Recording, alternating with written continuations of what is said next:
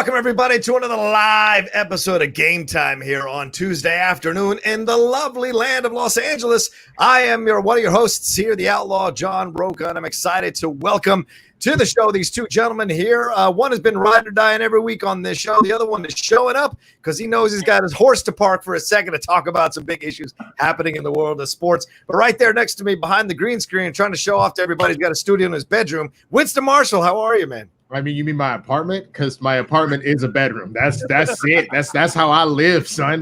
And yes, I was just shooting PvPN. You want to see? Because you got this tight ass angle. You know, you got them lights and shit. Look at that all set up. You know what I'm saying? You know what I'm saying? I gotta teach you to put a logo of yourself behind yourself on the green screen when you're on. I mean, I can. You just can't do that. Can you do that in the? Oh shit! Yeah. Hold on.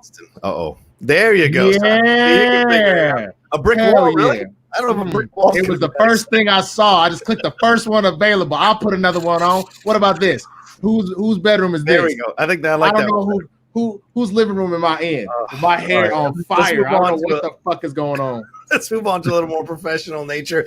The man sitting in a real bedroom over there, a real living room over there. Mark Ellis, how are you, my man? Yeah, you know, it's a typical Cowboy fan to steal that much time from my intro with all my credits that I could have had. So I'm just going to show Winston what my background is that I don't need CGI for. I don't need any sort of technological wizardry to conjure the image of John Riggins breaking Don McNeil's tackle and running straight into history. Well, you should, because I'm sure we're gonna talk about it. You should go ahead and just edit out all of the imagery on the helmet and the name on your chest. Like, just take it all away. I love Winston saying, I think we're going to talk about it. Of course we're going to talk about it. Not the first thing. It was going to be the first thing we were going to talk about. But yes, that gentleman right there wearing that number 10 Gus Farrat jersey for some insane reason. He's wearing that number. Is it Farrat? You're better than that. Oh, RG3 repping what could have been the greatest rookie year in the Redskins history ever. RG3. You're wearing RG3, huh? Well, I hate Shanahan until the end of time for what he did. That was our future.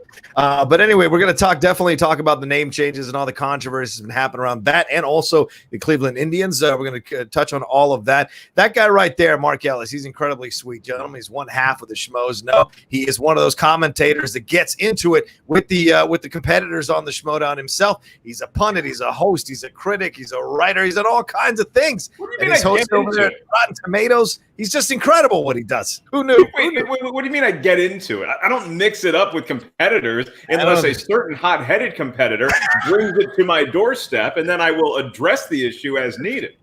Shoot the deer. I am bringing it to the doorstep. Yeah. Yo, there are two people that have been in the recent memory have been complaint. There you go. How you like that, motherfuckers? How you like that, motherfuckers? Have you found a Super Bowl? Yeah. Would you like me to put up the 5 trophies? Because I could do that. Because I got time, motherfucker. I'm gonna get them. But I'm gonna tell you right now, there's only been 2 people in recent memory that I know of that have been issues. Yeah. Rocha always will complain about something. That's a competitor. I get it. The other one is Ben Goddard. I just watched the Ben Goddard Robert Parker thing. That fucking shit is Goddard's my man. I fucks with Ben Goddard, but like for real, bro, like you just gotta suck that shit up, man. Like I don't think you did anything wrong. It was all like the internet loves to run with this stuff, and they want to have a congressional hearing about everything.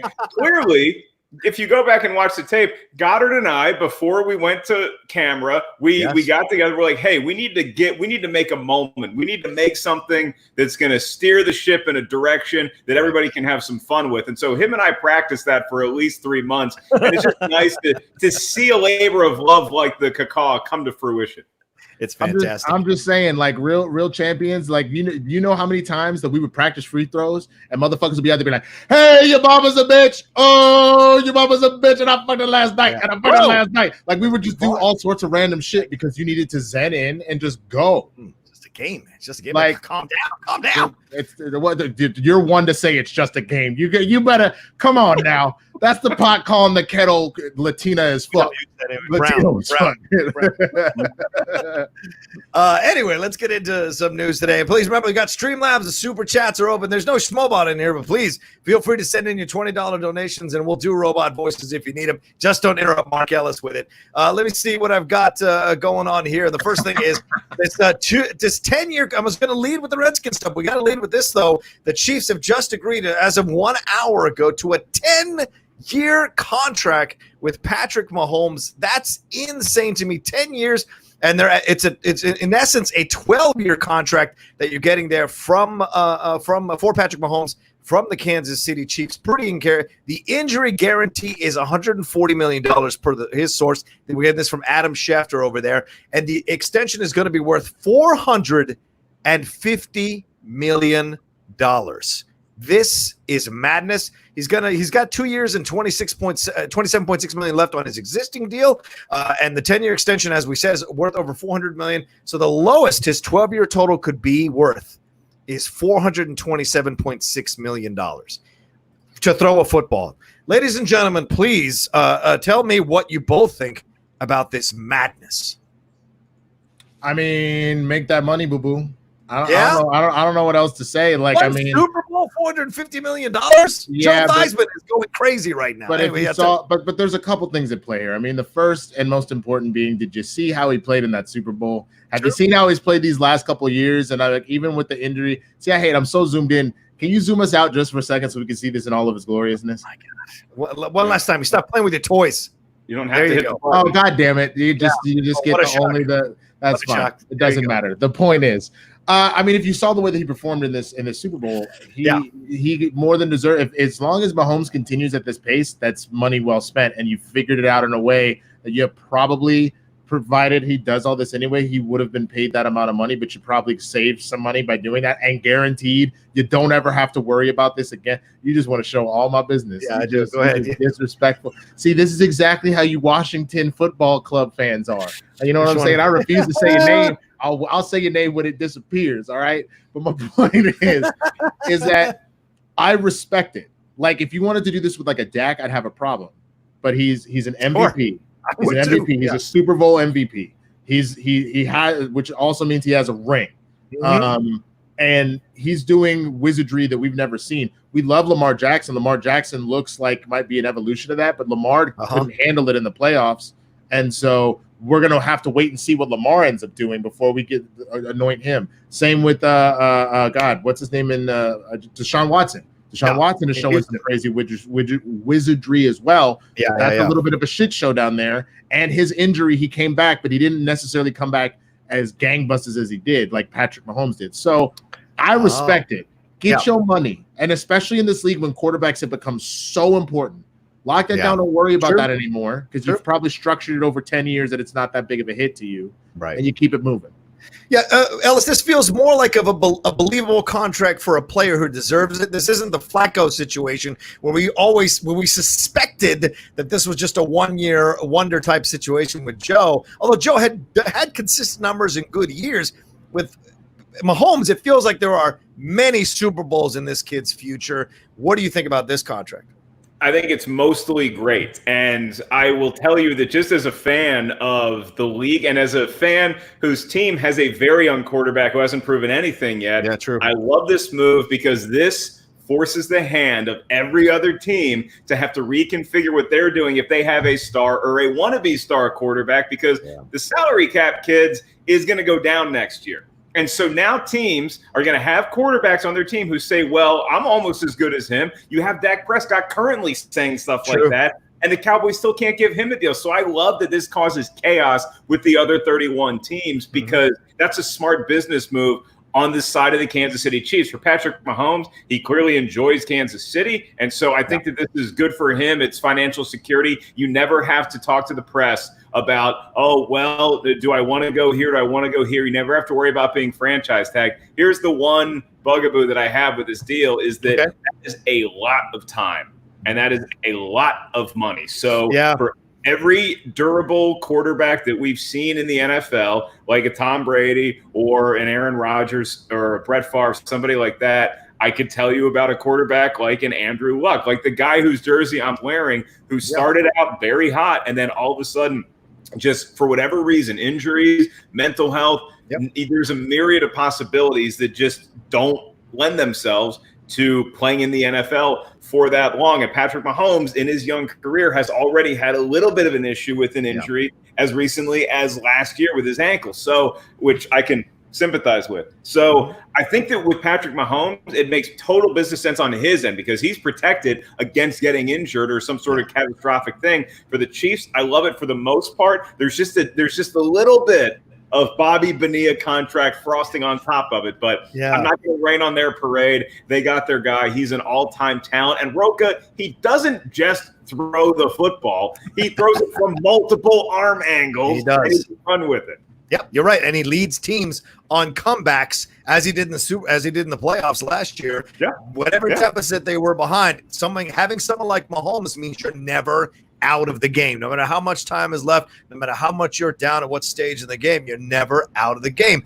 Over the last 2 seasons, Mahomes is ranked first in pass touchdowns, first in pass yardage, first in wins, first in total QBR, and first in yards per attempt. So you're definitely paying for a guy that you see to be a consistent producer back there behind, standing behind center. But I think you bring up a great point, Mark Ellis. Look at this situation. This is a long time. Andy Reid most likely will not be coaching through these full 10 years.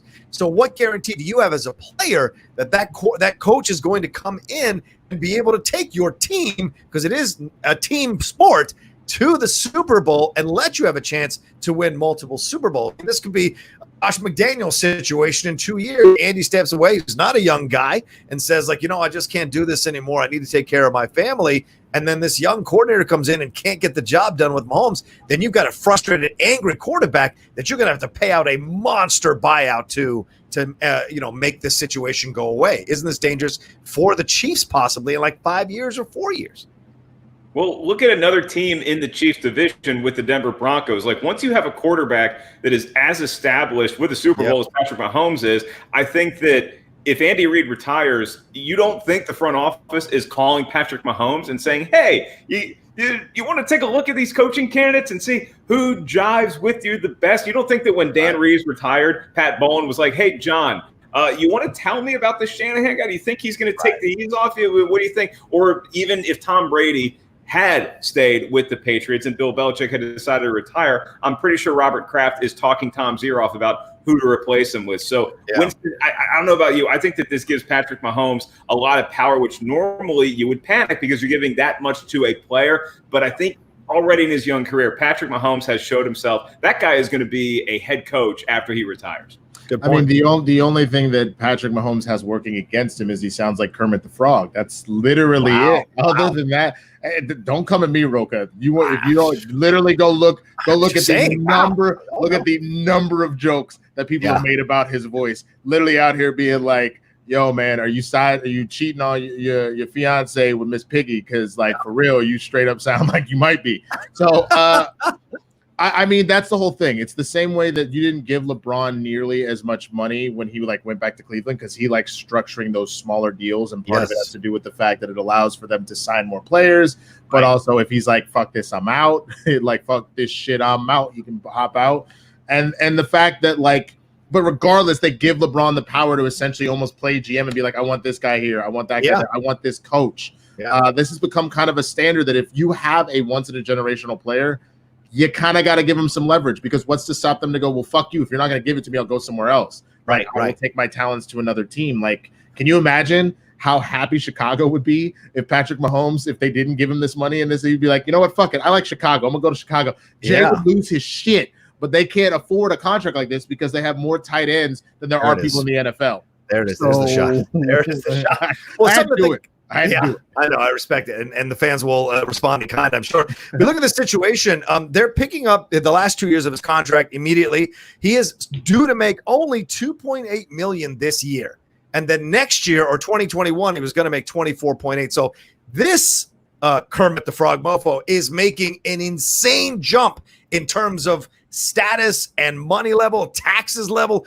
This is a massive, massive jump for a young man. Normally, I would be worried about him. And what you said, Ellis, I think you're absolutely right. The guy does convey a kind of calmness, a relaxedness, and a maturity you want to see from a young kid like this. There's a reason Andy Reid dumped Alex Smith as soon as he could to give Mahomes the reins of the offense. He knew what he had in this young man. And so you're seeing it now being rewarded. And I wonder if they've had the conversation already. Someone already mentioned in the chat where Eric Bieniemy is sticking around until Andy hangs it up in a couple of years. And then Eric slides right on in, not missing a beat, and takes over for Andy and leads this team to a Super Bowl with Mahomes as well. I wonder if Mahomes had some guarantees put in there that conversation will happen as well. Like you said, he's got that power now. I'd have to get my eyes on the contract to see what exactly the loopholes are. On the sideline, mic'd up when they were playing the Texans in the playoffs and they got down 21 or 24 nothing or whatever it was. He's calm. He's fiery. He's getting his teammates fired up, but he's doing it level-headedly. He's being a leader. And to do it at that precocious of an age with Frank Oz's hand up your ass the whole time is really, really impressive.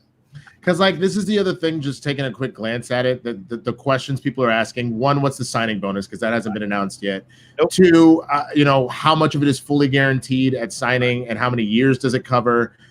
Because essentially, depending on those guarantees, every year essentially almost becomes like a 1-year contract in a certain sort of way. Someone else is bringing up the fact that does it guarantee a percentage of the salary cap?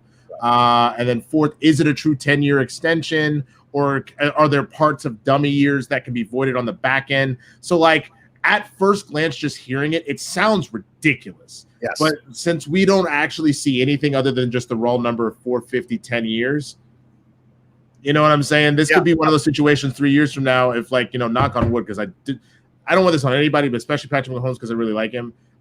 If his knee goes out, that all of a sudden they're like, fooled you, you're done, boom. And then the contract's dead. You know what I'm saying? I'm very curious how this actually plays out. And this is interesting too, Mark, you understand this. You've dealt with egos before. He now becomes the highest paid sports superstar in any league, in any sport, surpassing Mike Trout.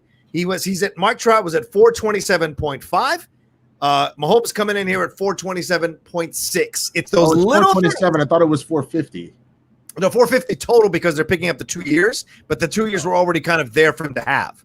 So 427 is what the total is going to be for the 10-year contract, because this essentially signs him up for the next 12 years in essence. So you look at this situation, Mark. I mean, this also shows you, and these people he has the right agent who understands this is also about status and ego. Once again, he's 24 years old, but he also understands the long game. You talk about him possibly being a coach. This is good for his status to be sitting here, to be constantly mentioned as the top paid sports figure all across the world of sports. Yeah, I mean, I deal with a lot of egos. I'm talking to one that hosts the show right now.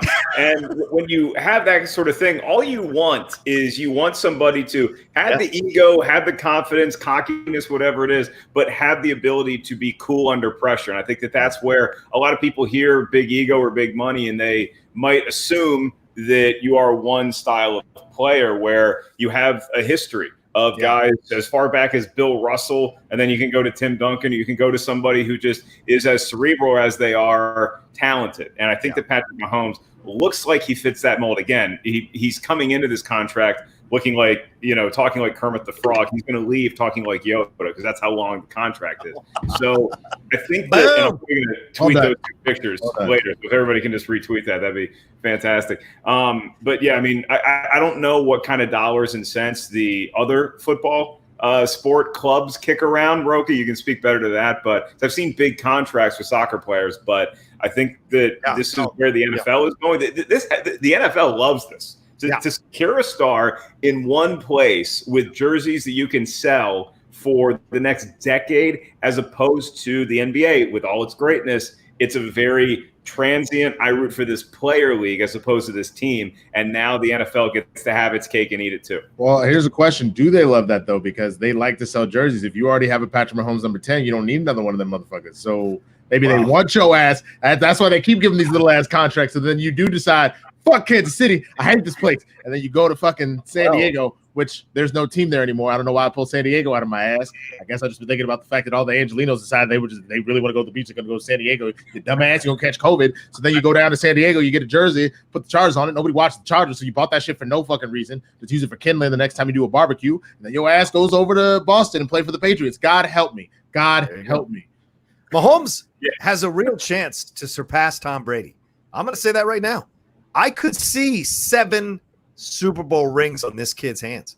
I would not put other if the right coach slides in a good and the right GM in this situation for the next 10 to 12 years, we could look at this guy being another dynasty. The Chiefs being a dynasty. You know, this is a legendary team from Lamar Hunt all the way to now. This is a team that won the Super Bowl with Hank Stram. This is a team that has been there before. This is a team that has constantly been perennially popping up, but never quite hitting that promised land since that Super Bowl victory. They finally got it done here under Mahomes.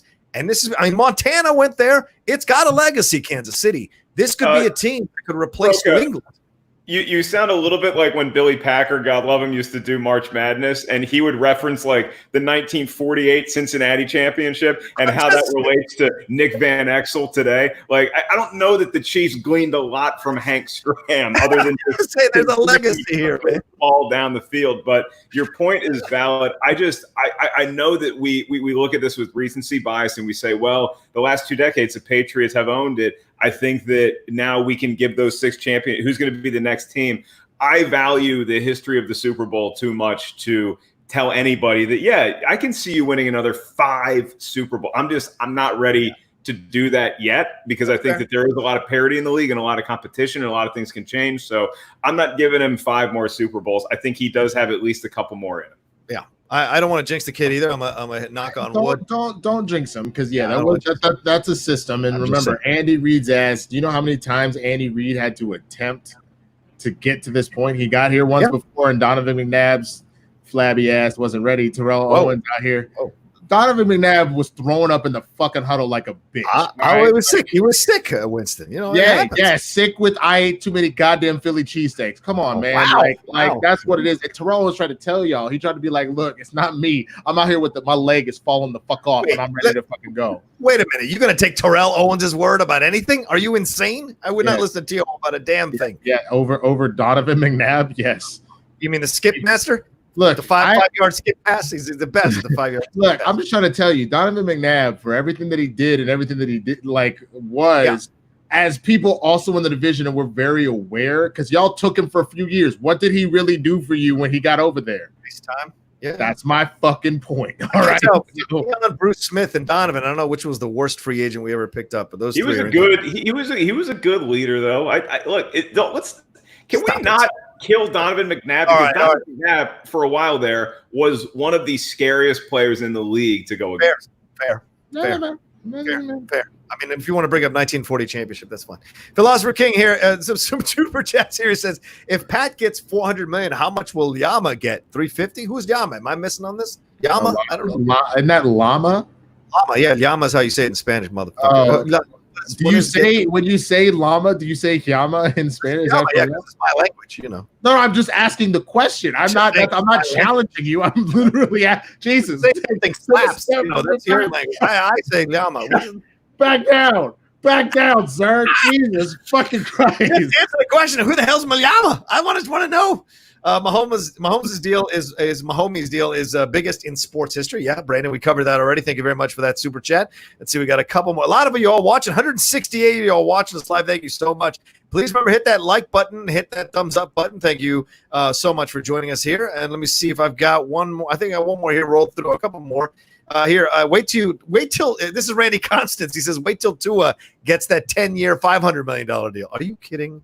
Are you out of your mind? Tua, not with that leg. Sorry. If it's that's the thing. I don't think he'll ever get that because of that gruesome ass injury. He might get a contract. He might get like a 5 or 7 year deal, but not 10. Sure. Unless you throw the entire of the NFL at that leg, and now that he's part cyborg, it never breaks. I would assume that he would never get something that long. Yeah. If he wins the Super Bowl the next 2 years, maybe. That's an interesting conversation to have. By the way, the difference between Trout's contract and Mahomes' contract at this point, from what we know, there's no idea, as Winston said, how much is guaranteed. Trout's entire contract is guaranteed. That's how you make that money. 427.5 is guaranteed. That means you can burn money for fun, for God's sakes. People are bad. They're like, stop the McNabb slander. Sorry, he was great. He's a borderline Hall of Famer you're talking about. Is he though? All right, that's fine. Flash 18487 says Ace Cabrera is starting to look like the 2007 New York Giants. They are both underdogs, and their road to victory is starting to look the same. Face it, Winston, Ace is the new Eli Manning. Ooh. So that is word for word a quote that happened on SEN Live last Friday. Oh, okay. But see, what y'all don't understand about me is that you got me for like the 10, 15 minutes that it happened. Yeah. I move on from shit so fast. Like that. I thank you for the $10. I'll say that much. I appreciate your money, but I don't give a fuck about that quote anymore. I'm over it. Okay. If Ace wins it all, great. He's Eli Manning. I'll fucking take that shit to the bank and laugh. Yeah. I mean, he's not the underdog in this match. He's way ahead according to all the fans. So do you want to do this? Do you want to waste game time to talk about this? I'm about to go talk about this on the Star Wars preview. I'll do that. Nobody thinks Steve Alonso's going to win. It's a shame. That's a shame. Bullshit. Wow. Our next question. That's Brandon Berry. Says worst quarterback in NFL history. Heath Schuler. No. What's the fat boy for the Raiders? I think they paid all that money too. First round draft pick. Thank you. Oh, yeah. That's a tough situation there. Yeah, Jamarcus might have been. Jamarcus in the running. Heath Schuler's in the running for biggest bust. Just as far as the quarterback, just because he was taken so high, but he threw a pretty deep ball. We're not fooling anybody. He was not what we thought he would be, and he wasn't even what the Saints thought he would be when they got him at a bargain basement price. But Heath Schuler, as far as the worst QB in NFL history, nah, I can't get that. Who's that guy that keeps throwing interceptions that keeps staying in the league? The guy that was backing up in Buffalo? Nathan Peterman's the worst. Oh, Llama was Lamar. Yeah, I'm going to get to that. Slow down. I didn't see the super chat. I was just trying to read your underdog. You start swaggering around. Haskell 420 said he meant Lamar, not Llama. Autocorrect. Yeah, Lamar Jackson's not going to get anything until he wins the Super Bowl or gets out of the first round of the playoffs, for God's sakes. That's you're not going to pay him that much until he gets into an actual AFC championship or even a Super Bowl, right? He'll get money, but it would certainly help. It'll help how much he gets because he just won MVP, right? If he wins another fucking MVP, if he wins season MVP, Bowl, if he wins any other accolade, they'll pay him almost as much money. Okay. I think that Lamar Jackson, is scary to think about if he makes a similar leap this season for what he did last season. Agreed. Then you are starting to talk about a guy like Patrick Mahomes. But I feel I don't know. I feel like an old man saying this, but I still think Lamar Jackson's MVP. I need to see more, especially in the playoffs or in a big game, because the Ravens are going to have a lot of big games. Their schedule is going to be tougher this year. So I look forward to watching it. I think he's going to be something special, but I still need to see more in the playoffs or in a pressure-packed moment than I did last year. And I even feel dirty saying it, but that's what I need to see. He might, well, I don't know, man. He might become Peyton Manning, and then he'll eventually get a ring or two. Yeah, but he just is not a playoff player. Or he could be Randall Cunningham, who's constantly getting close but never quite gets over that hump. That's possible too. Don't you do that? Don't you put that on that man's name? I mean, you're right. I'm just saying. Some people, Tim Tebow's the worst ever. No, Tim Tebow won a playoff game. You can't say that about Tim. He beat those Steelers. Johnny Manziel, also a big bust. Yes, I agree. Absolutely great points. She was crying over the fact, I think, that Mahomes went with Chicago. I think she was saying that. Or went with Kansas City over Chicago. Brandon Bear, dark horse MVP pick, Kyler Murray. I could see that. I liked him last year when he started coming on. I like the way he plays. I think him and Kingsbury have a real shot at shocking some people next season if we get on the field. So he's in such a tough division, though. Yeah. Very true. With the Seahawks always perennially competitive, and what the 49ers are doing, the Rams could have a bounce-back season. That is a tough division to play. And then Lamar Jackson, I know that the Steelers are always going to be formidable, but who the hell knows with the Bengals? Who the hell knows with the Browns? Right. Yeah. Yeah, I mean, they seem like the funny thing is the NFC West, it almost feels like the death division that the AFC North is, and the Steelers and Ravens and all that. You know what I mean? Yeah. So if Lamar can do it, if Kyler really has that same kind of skill, I mean, you never know, man.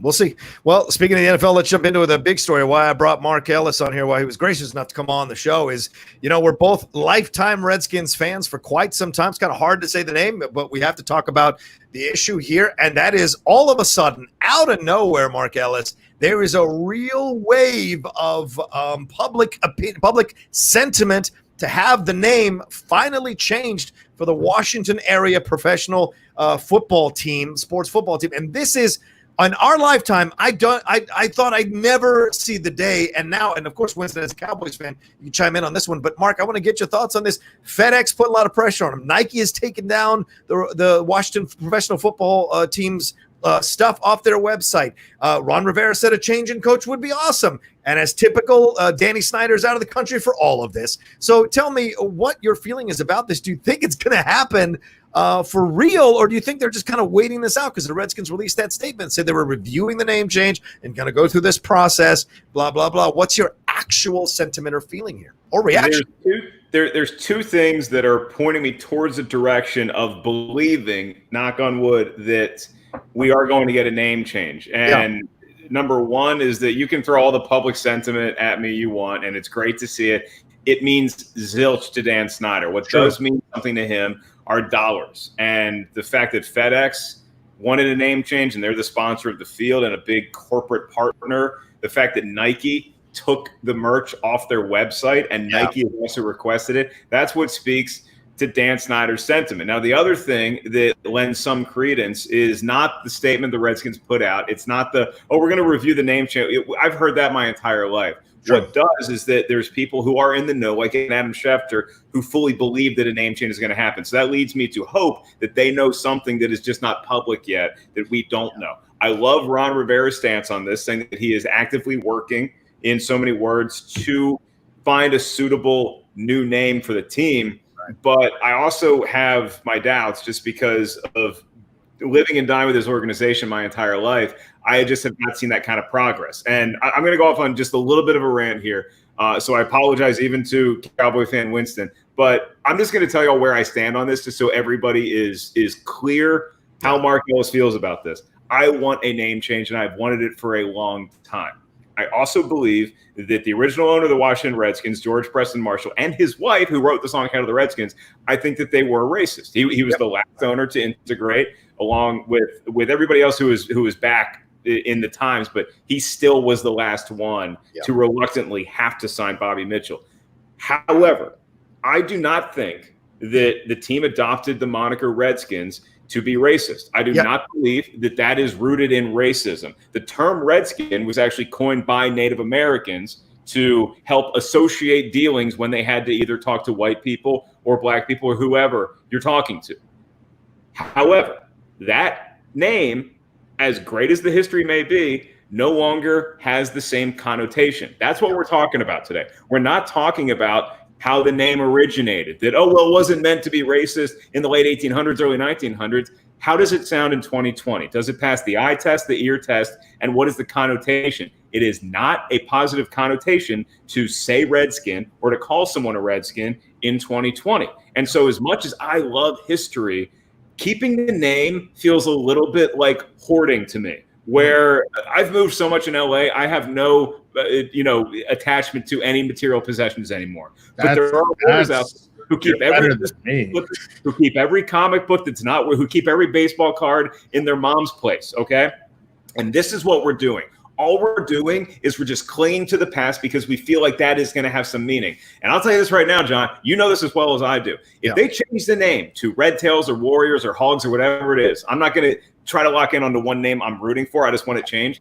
That is not in any way going to diminish any of the memories that I have at RFK Stadium, at FedEx Field, with my family, particularly with my dad and I, him teaching me life through the lens of the Washington Redskins. It's not going to change the run that John Riggins had. It's not going to change Doug Williams and what he did for an entire nation. It's not going to change what Mark Rippon did in his legendary 1991 MVP season. Doesn't change what Sammy Baugh did. Does not change what Sean Taylor did. This is not going to change any of your memories. All it's doing is ushering the team that we all love so much into a new era, and I think it is the right thing to do.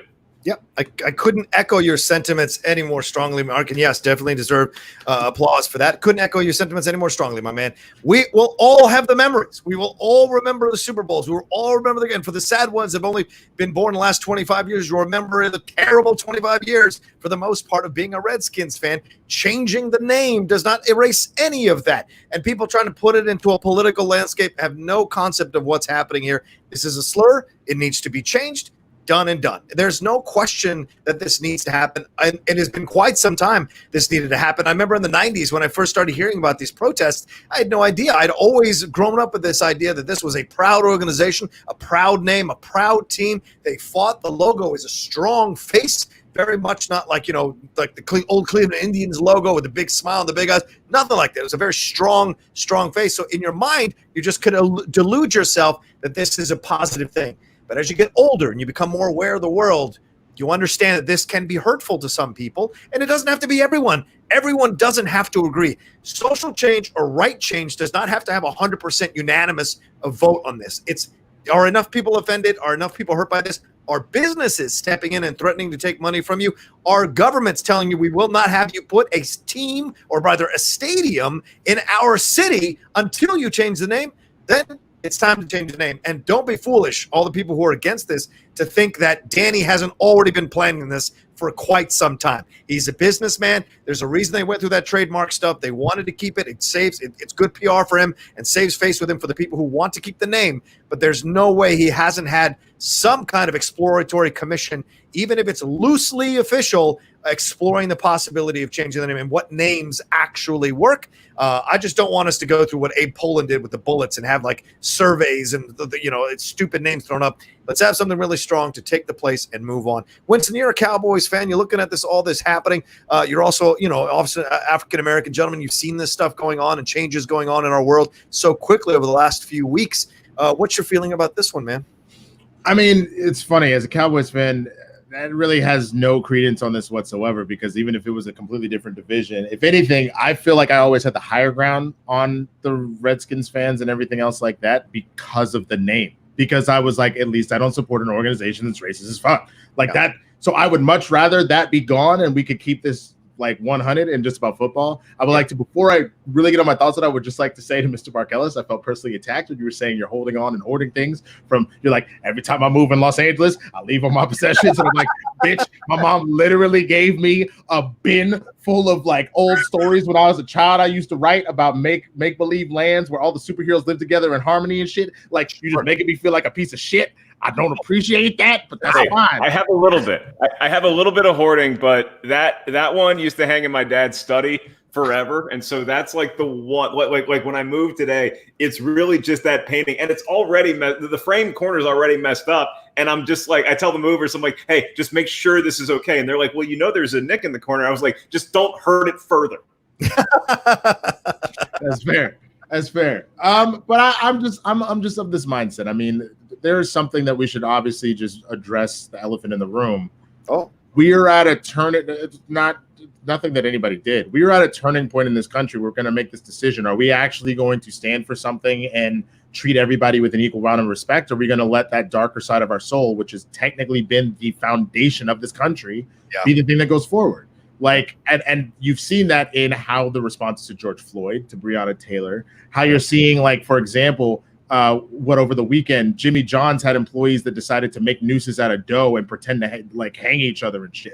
You know what I'm saying? You're seeing the darkest part of the soul come out, because at this point, I guess in the same way that like you see if you're watching like a spy movie and if someone's got garrote wire, how they fight even harder and harder when they think they're about to like choke out and die. You're literally at the point where we're deciding. I mean, I guess I've got these rope choking metaphors in my head because of the fucking thing, but whatever. The point is, you see people fight harder when their back's against the wall and they feel like this is it. Yeah. So when the fact that we are calling out this racism now, you are seeing people lose their fucking shit. That's why people are screaming all lives matter and shit like that in defiance and stuff like that. You're seeing these random lynchings that are fucking happening because they're literally like, you're not gonna take my way, like fuck you. Yeah. Whether or not the racism at its core, but this idea that they can't just do whatever anymore is really freaking people out. Those are most of the people that are fighting the name change at this point. Because at the end of the day, this is just coming down to respect. You are literally having a group of people that says, this is disrespectful for me. For quite some time, by the way. This is a long time. This isn't SJW new territory. This isn't liberal snowflakes. This has been going on for 3 or 4 decades, and probably earlier than that. But 3 or 4 decades where it's been documented and followed, and you've seen the protests outside. You can go back and do the research. You'll find this. This has been happening for quite some time. It's only now picked up legitimate steam thanks to FedEx and Nike and other people involved in financial. Which a lot of that has to do with, again, the era that we're in. That like people do not understand, and like it is heartbreaking. And in all honesty, I would much rather have George Floyd back than to have this be the catalyst to get there. But he has set off his passing has set off a chain of events that shit is just changing left and right. And this, that is the only potential silver lining, is the amount of things that are changing, and this being one of them. Then good. I hope you understand when I say good, I mean that as far as like, thank God that something is coming out of this. Yeah. So I've seen people come up with all sorts of stuff. I make the argument again for, like you said, it's about the memories, it's about the organization, about y'all have done. I say walk away from all native paraphernalia and or names. So like people want to name it Warriors or stuff like that and try and keep fuck that. Don't do that. Just stay away from it. You could, like, people have been mentioning the Sentinels, like joking about the replacements. I actually don't hate that, especially because that's like a strong name that kind of feels like that. People have said the Red Tails. I love that because that's giving homage to the Red Tail, the Black Air Fighting Force, the Red Tails that played in World War II, especially considering DC is known as Chocolate City. I feel like that would be an incredible homage to the large portion of that population in Washington, D.C. I feel like you have a chance to take, instead of something that's so disrespectful, put something mad respectful. You know what I'm saying? Like that's like, I think that there's, and yes, the Prince's Promise is murder. Yes, I understand it was the murder. What I'm literally saying was just that it had to happen for all this, but you guys understand what I'm trying to say. Absolutely. Yeah. John, if I may, I feel like this issue, particularly to people who are diehard Washington Redskins fans, like John and I have been since birth, and the people who are steeped in that culture, and particularly the higher ups in that organization, what I think it would do the world good to realize is that you have been taught since birth that this is not only a good name, this is a name that honors tradition, and you're taught all these things. And while that may have been the intent originally, and I do believe that, things have changed, and it's been such a seismic shift that we have to be cognizant of that. And that if you're not learning from history, when you try to honor history and you don't learn from it, then you become that. And I don't want my team to become history. I want my team to be progressive and continue to move forward, but on and off the field, and to have my support going in to a new generation and hopefully to a new team name. So I think that this is a much more nuanced issue than people are giving it credit. I think it's a lot more complicated than something like the Confederate flag. But you look at the Confederate flag and you look at how so many NASCAR fans felt so betrayed by NASCAR because they couldn't bring their almighty flag to an event. And NASCAR said, we do not care. You are less the kind of fan that we want, and we would rather be appealing to a new generation of fans who do understand what progress is without erasing history completely. And with the Washington Redskins in particular, I'm not going to get hung up on what the name change is. I'm not even going to tell you that I think that they need to adopt something that is not in any way resembling Native Americans, because I think that you get into a very gray area where if you name the team Red Tails, white people have been very oppressive to blacks, just like they have to Native Americans for hundreds of years. And so I don't know if it's any more right for a white guy like me to wear a Red Tails jersey than something that is a Warriors jersey that's honoring Native Americans. So before I go too far down that path, want to remind everybody that this time in our life and in our world, it feels a little bit like I'm back at RFK Stadium because my dad had nosebleed seats. You'd be way up there. And what was beautiful about it is that you could see a play unfold. You could see a deep pass, and you could see the receiver make a move and do a fly pattern or a post pattern. You could see the quarterback, and you could see what was going to happen, hopefully. And that's where we are in this country. You see what's going on. You see protests. You see slogans. You see hashtags. You see, hopefully, an administration that is starting to crumble. And you see a new world rising up. That's what we all hope and pray is happening.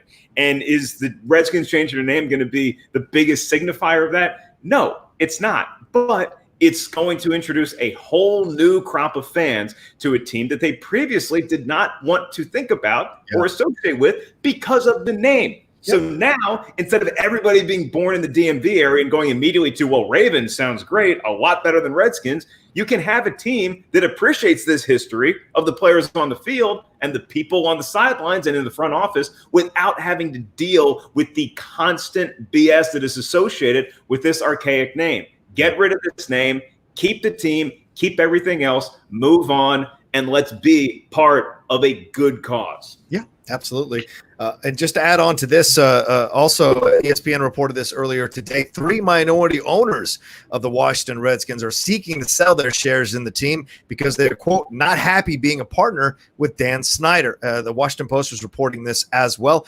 They cited sources familiar with the deliberation, prominent businessman Robert Rothman, Dwight Schrute, and Frederick W. Smith, who combined make about 40 or own about 40% of the team. That's a massive number. They've hired an investment banking firm to undergo a search for possible buyers, one of the sources told the Post. So if this goes through, this is one step closer to someone else taking over this team from Dan Snyder. So that's also something to consider as well. This public sentiment is growing and people are jumping on top who maybe have been hesitating or not sure to make certain moves. Now these businesses step forward because like this is a bad deal for all of us.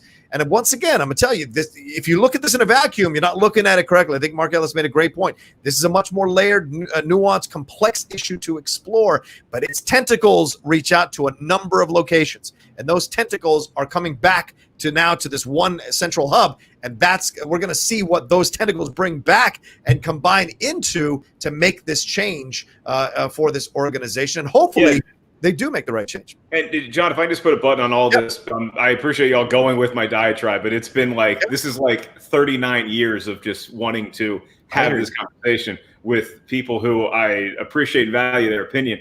Is that look, when I wake up on the day that they announce the name change and they'll announce what it is, and I hope that I feel compelled to do some sort of vid, even just like Instagram Live, just to talk about it and get my feelings out. Yeah. I cannot make the promise that I'm not going to get emotional, that I'm not going to shed tears, and that it's not just tears of joy. That's going to be part of it because finally we've wanted this. But anytime there is something that you have cared about since you were born, anytime that you were born into a tradition, when there is a seismic change in that way of life, it's going to cause you to reflect on your entire life. And that doesn't mean that you're crying because, I can't believe they got rid of the name that I grew up with. But it's just thinking about everything that has gone into that and everything that me and my family and the memories that my dad and I have associated. It doesn't mean that they're ruined. It means that it gives me an opportunity to look back and think, okay, these are the kind of values I was taught through this team. And now they've made me the man I am today. So with that perspective, I can take that and say, we should change the name. And this is a good thing. Yeah. So if you are somebody who's saying, I can't believe they're going to do that to my beloved tradition, I am the same as you. I promise you. Okay. And I might be even a bigger fan than you. And not only am I okay with it, I know it doesn't change the history. I know it only makes the future better. So please get on board. Dan Snyder, if you're watching from your private jet that's over the Atlantic right now, just do us all a solid, man. We want to root for you. We accept that you bring Tom Cruise in the booth, and he's a curse of bad luck every time they show him on TV. Yes. But look, man, I'm tired of seeing a stadium that is half filled with the other team's fans. I'm tired of seeing a moribund franchise that people just get to pile on and say the Redskins. I am tired of all of these last 30 years. You want to talk about tradition? Let's talk about the last 30 years when we've done nothing since 1991. Let's talk about that. So what are we really clinging to? It's time to hit the reset button. Let's do it, and let's do it while I still have eyes that can see a television set and cheer for my favorite team. Here's the biggest thing about it too. If y'all change it, you have turned a page. That takes so much weight off your conscience. I bet you every black player on there that's like, God damn it, I'm a sellout. I'm out here wearing this damn name on my chest. My homeboy, he's Native American, and I'm out here wearing this bullshit. I'm only going 75% because I don't even believe in this. And then all of a sudden we're like, what? We named the Washington kick your asses. Hell yeah, I'm gonna kick your ass, motherfucker. Like, you know what I'm saying? I don't know. Like, I just feel like you're the burden will just lift off y'all. All of a sudden, y'all gonna win like 20 Super Bowls in a row.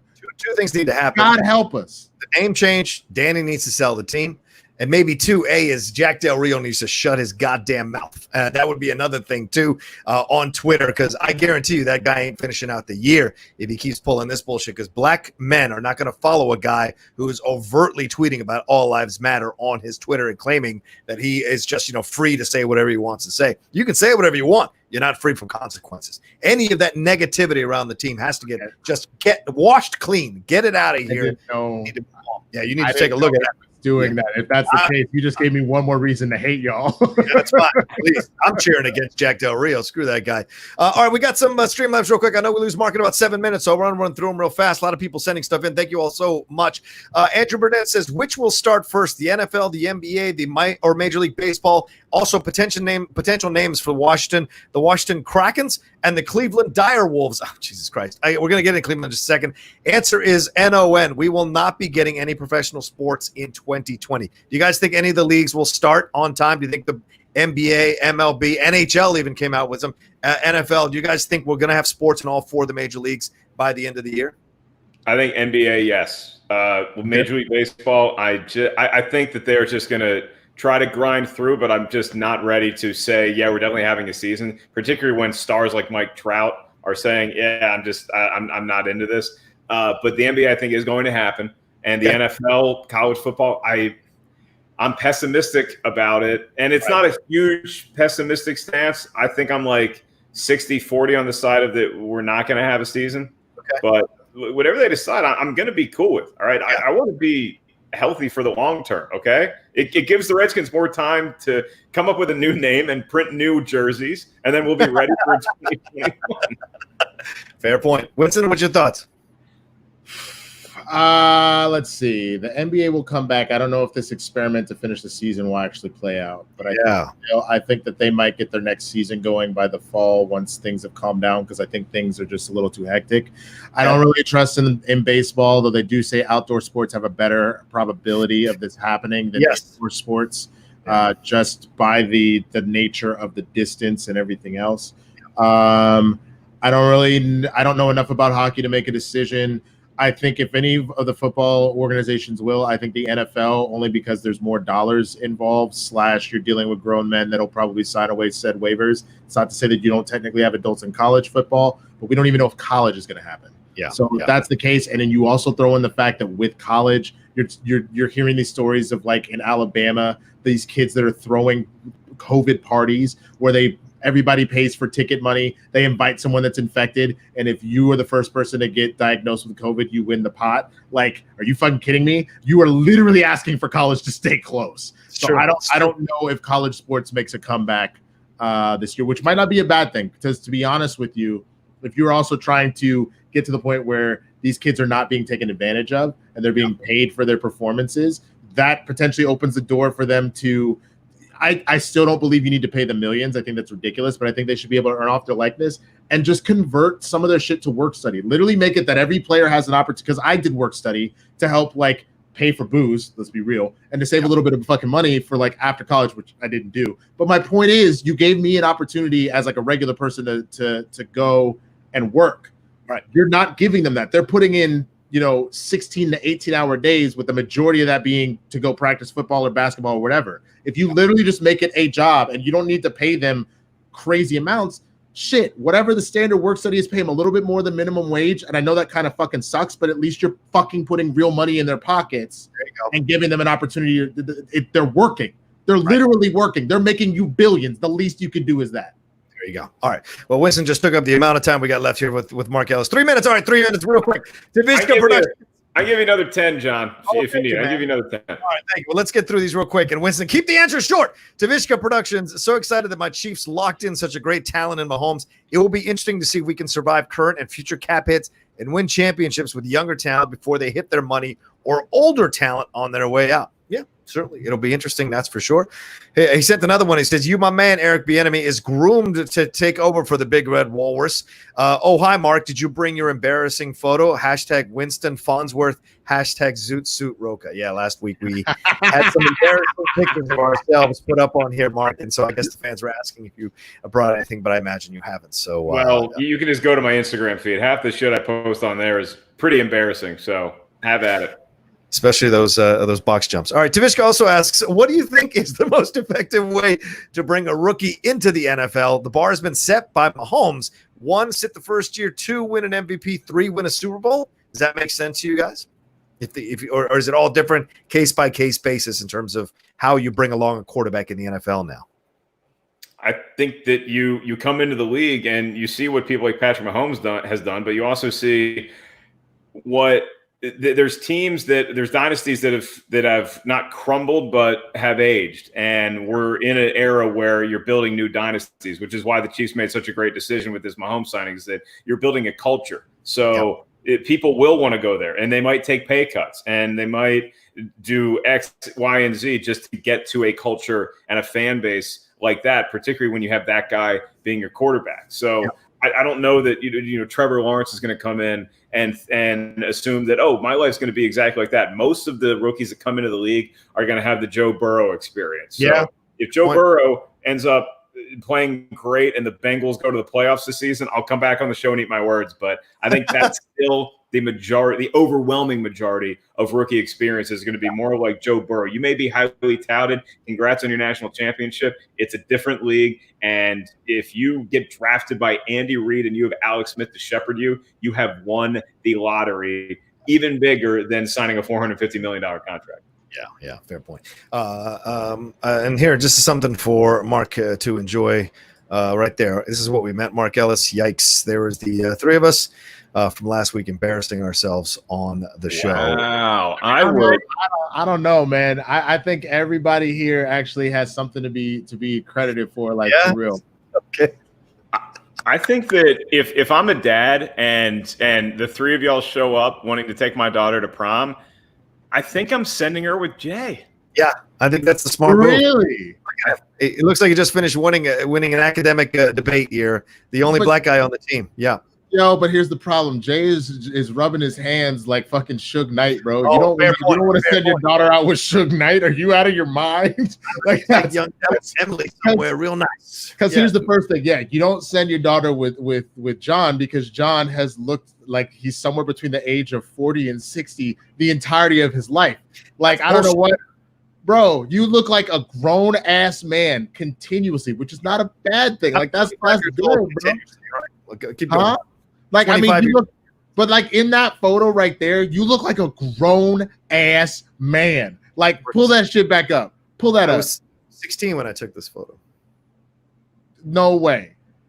You were 16? My nigga, you look like you would have gotten 50 pensions by now from all the different jobs that you were able to retire from. Are you? No, I'm not. My daughter is not going to the dance with a gentleman who wears shoulder pads. What about a young man with a bow tie? Like they were in back then. Damn it, you remember? What about a young man with a bow tie? She's not going with shoulder pads, and she's not going with Bizarro World Pee Wee Herman. She's going. First of all, how dare you? Spelling bee winner Jay Washington. How dare you, sir? All right. I brought no cards to be able to say to you about how special your daughter is, how I'll have her home at a certain point in time. I'll be respectful the whole time. I have a full detailed history of your family history to make note that I am so sorry about the passing of your grandmother. I know she was the great matriarch of your family. Like, come on, man. I'm prepared. respect that. Hey, Layla, you never bring a Cowboy fan back to my house again. Never.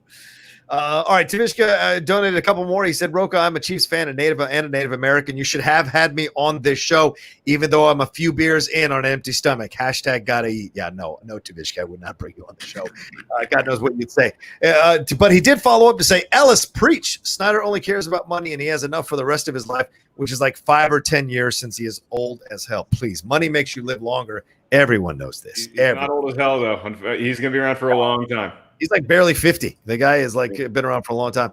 All right, 2 more super chats here. StreamLab came in from Fillmore Pockets. Just donated a little bit. Thank you so much. Appreciate it, Fillmore.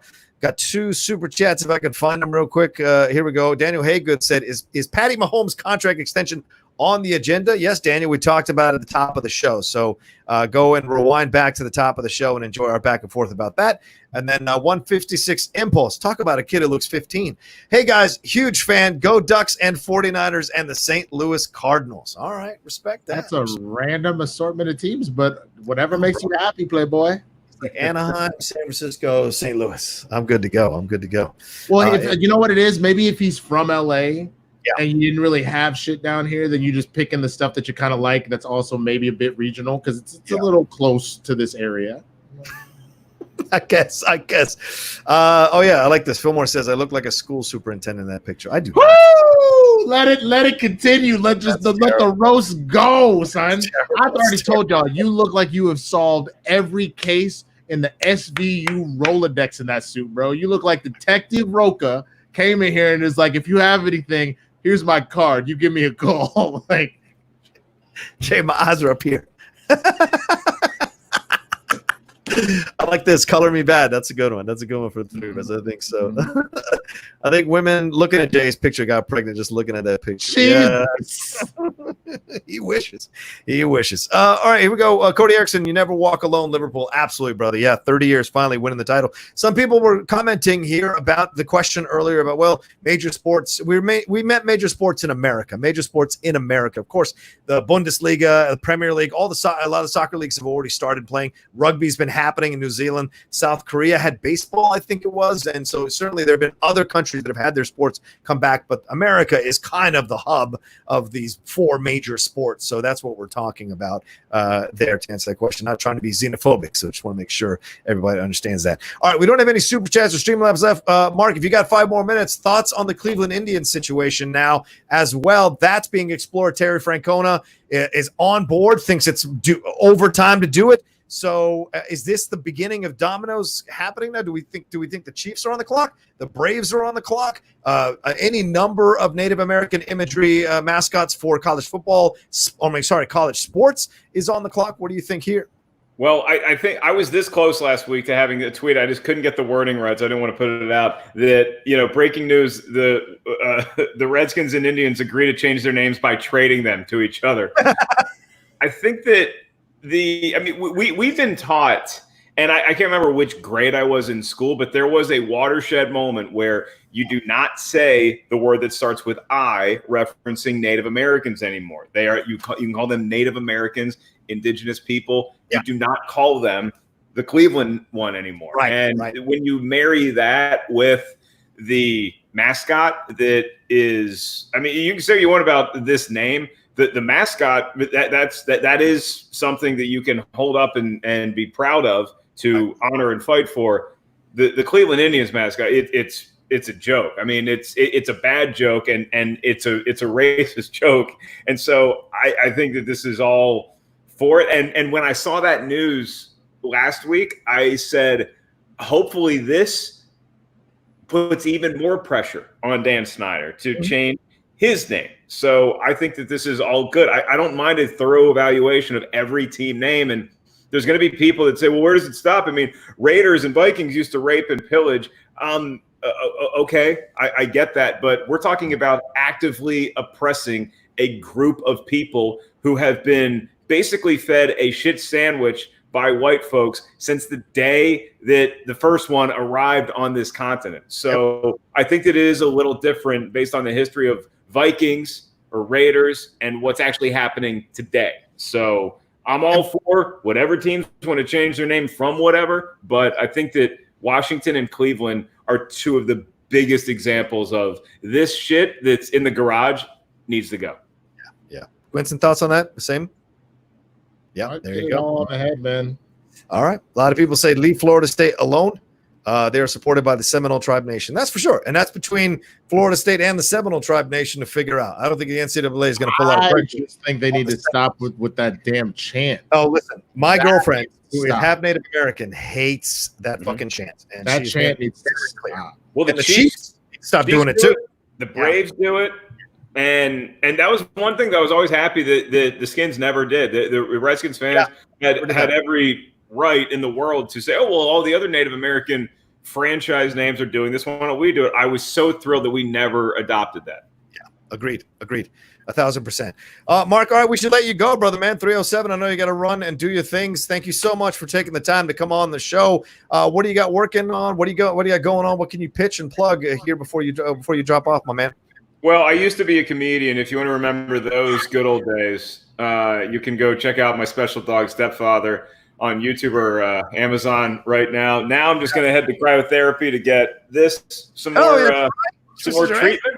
And I'm living in the past. Okay. I want us to change our name, but everything else, I'm just remembering the good old days of when I used to work regularly, and I used to get up before noon occasionally. And I still have this, so I guess I can leave you guys with that. So what a sweetheart. God, if you guys only knew the real disaster I have to deal with that on a day-to-day basis. Hey, look, thanks for having me on the show, John. I know that you and I have had this discussion for it feels like even before you and I met each other. I'm sure we bumped into the hallways at RFK when we were both kids. And I was a kid and you were a grown man wearing a shoulder pad suit. And we talked about the things. But thank you for the platform that I just haven't had to talk about this issue at this crucial moment in the team's history. And Winston, I hate everything about your Dallas Cowboy team, but you showed a lot of patience and letting me go off on my riffs today. So thank you very much. I look forward to texting you at Thanksgiving. Five rings for my team. Fuck you, 5. I like that. I like 5. 5 horses. Way to go there. Oh, that shit. Boo, boo, boo, boo. We beat you when it counted. All right. Well, there you go. Mark, thanks so much. And, dude, honestly, like you said, we've talked about it, so I appreciate you coming on here. And best of luck, and we'll see you soon. All right, that was Mark Ellis stopping in. So much fun to have him on the show. I think we can switch to that one. Boom. I know you got to drop off soon, Winston. So let's move on to our next story. Or is there something you want to talk about? The Bucks or the NBA stuff? What are you feeling? What are you feeling right now? What's in your mind? What's in your mind right now? We're talking about the Cleveland thing more? What are you feeling? I mean, we can talk NBA. Okay. Yeah. There's the Milwaukee Bucks. They've shuttered their practice facilities. This is the second team. The Nuggets did the same thing. This is starting to spread. Players are not coming. Players are not showing up to come. I mean, DeAndre Jordan's not going to do it now. Mm-hmm. Spencer Dinwiddie finally came back for the Nets, but the Nets have like 7 players left on the roster, Winston. So, and they're in 7th place. They can make the playoffs, no problem. And even they don't want to play out the string here for the most part in Orlando to be a part of this. So, even if we do get basketball back, is it going to be worth watching, Winston? That's the thing that keeps rolling around in my head. Rustiness, of course, but players not wanting to play because of risking their lives for their families or whatever. It's kind of crazy.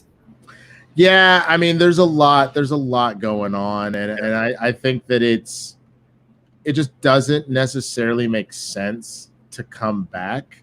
Yeah. And my argument was from the social justice standpoint of things, but I think the other, like as far as now, I get afraid that if we get back what honestly is a distraction, like let's be honest, sports, movies, all that stuff are big distractions. People are going to be more absorbed into that than they are about the stuff that we're actually trying to make a change for right now.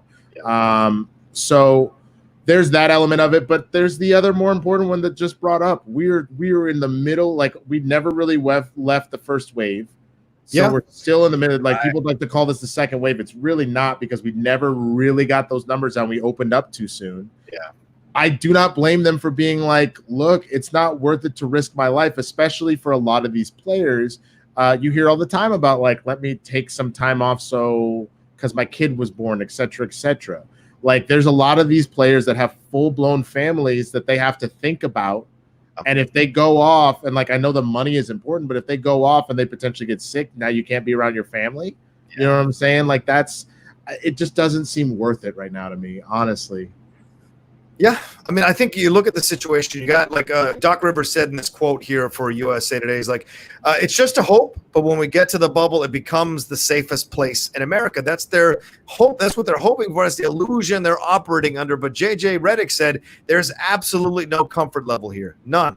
I know the league and I know the union has tried to create this environment. I get it, but there's so much else going on right now. And Damian Lillard, even the Dame himself from the Portland Trailblazers, he said, my confidence ain't great because you're telling me you're going to have 22 teams full of players following all the rules. When we had 100% freedom, everybody don't follow all the rules. I don't have much confidence. That's something I've been saying and banging the drum on since the beginning. Winston, I think you feel the same way. There's no way you're going to contain all these people and not have them push the boundaries of what they can and can't do, because as a young man, that's just a natural instinct, right?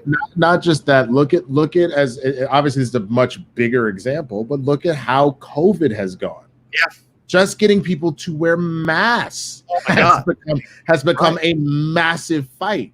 So what makes you think that even if you're taking a smaller sample size, so what are we at? What, 350 million? Yeah. Let's assume there's at least 350 players in the NBA, which sounds actually about accurate. Yeah, that means on average, if you're saying a good 25% of people refuse to wear their masks that are out here protesting about it or whatever the fuck else, you're telling me if you take 25% of them 350 that are going to be out here again pulling in side chicks, fuck you, I'm going to go to this bar because it's open, like I'm going to go to the beach, kiss my ass, like that's all it takes. And as people have mentioned before, Florida is a hot spot at this point. All it takes is one person breaking those goddamn rules, and this whole house of cards comes tumbling down. Yeah, I mean, you're watching MLS, Major League Soccer, right? Just to make a reference here, 9 Dallas players tested positive off one person. 9. That's insane. And now they can't play. The MLS is trying to bring back the league in some weird-ass tournament to start the league, rather. And now that team can't play. So you're seeing this happen across the board. 25 NBA players tested positive for COVID when they just did the recent test. And both Michelle Roberts and Adam Silver came out and said, well, we're actually encouraged by that. It's not as much as we expected. 1 is too many.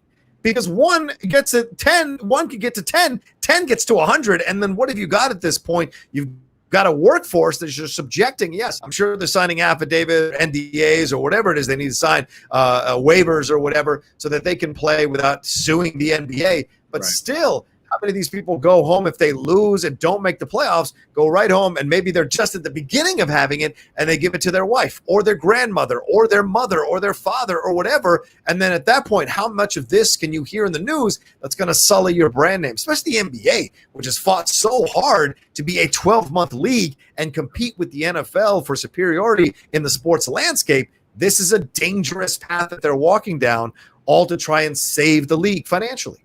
Yep. I mean, you're right, man, and I think that's where, like, this big debate that has gone on, and to be honest, it shouldn't be one, but it just goes to show a lot of our priorities are mixed up. You're now arguing dollars over lives. What's more important? And do not get me wrong. Like I've said this a number of times for everything that's been going on with my career, and even to the fact that I was really starting to see the birth of a lot of cool stuff that came to a screeching halt once this hit full stride. Nobody more than me wishes that this shit would go back to normal so that I can get back to that. But at the same time, I'm very aware of the fact that I would much rather wait and not be at fear that this shit crumbles all over again than to rush back to it. Because if I got there once, I can get there again. There's nothing that says that the NBA, the NFL, the NHL, the MLB, the MLS, all of these leagues cannot get back to their glory. But let's do it the right way so that we do never have to deal with this again, at least not from COVID. Who knows? Some other magical disease could come up in a few years, knock on wood. But as far as this one, let's knock this motherfucker out and then move on like adults. That's what I'm saying. Yeah. I mean, the coach for the Nuggets, Mike Malone, he said, do I think it's worth it?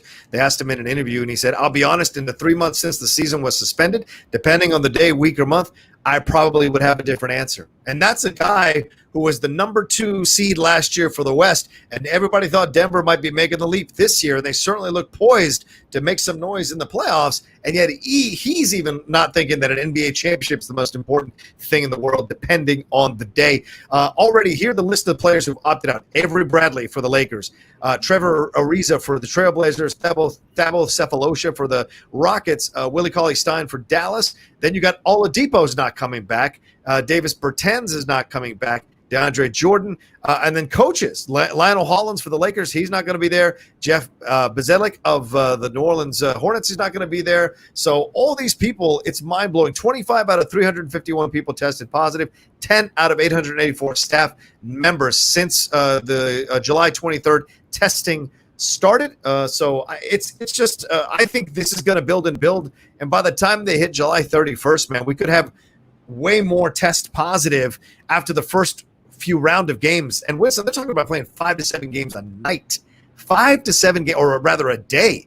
That's also too how much perspiration stays in the air. It says you're 19 times more likely to get it in an indoor sports arena than you are an outdoor sports arena. So it's just on a lot of levels, my man. Well, because the other thing about it too is, and it's not to say that there isn't air conditioning in an outdoor sports arena, but like that recycled air in a closed environment like that, and the reason why athletes are able to catch it that much faster amongst teams, it's like you said, not only the perspiration, but just your breath. That's the whole thing. You're all them water droplets when you're like, if one person has it, all you got to do is run through his cloud and boom, you got it, man. You know, that's why they want people to wear masks in public, because all of your water droplets are staying right the fuck here. Stay the water droplets here. Keep them in your mask. That way, the only person that's affected by your sickness is you. I was born in the COVID. You merely adopted it because I didn't wear my mask. Well, I got Jay here, man. You got to roll? Yeah, Jay's here. I'll say hi to his ass real fast. That's fine. All right. I'll jump him in. Jay! Hey, bitch. How do you do? What's up, ho? What's up, heifer? There we go. Go ahead. No, I'm chilling. I gotta go to I know what you gotta do. Go do your shit. Yeah. But hopefully Nerdist went well. It did. I had heard, was like, yo, first of all, y'all need to hurry up, and I gotta pee. Like I've been drinking water this whole show, just holding it. I was like, can y'all hurry this shit up? Like, so I'm here. Well, I'm happy to be here. Congratulations on getting into both spaces on time. Very proud of you. Yeah, as a black man, this is an accomplishment, dog. I'm very, very proud of you. As a black man, nigga, we made it. Also, there you missed plenty of jokes already. Also, if you notice, my shit's still up, so I did things like this, which was fun. Yeah, I did. I was messing with this. I had this one with the trophies. I had this. It was great. We're just out here just wilding, bro. It was wonderful. Get the fuck off here. And with that, I shall part with y'all. Goodbye, gentlemen. Have a wonderful day. We'll see you next week at the Swaggy. Yeah, exactly. At the Swaggy Blur TG SWAGGY. Follow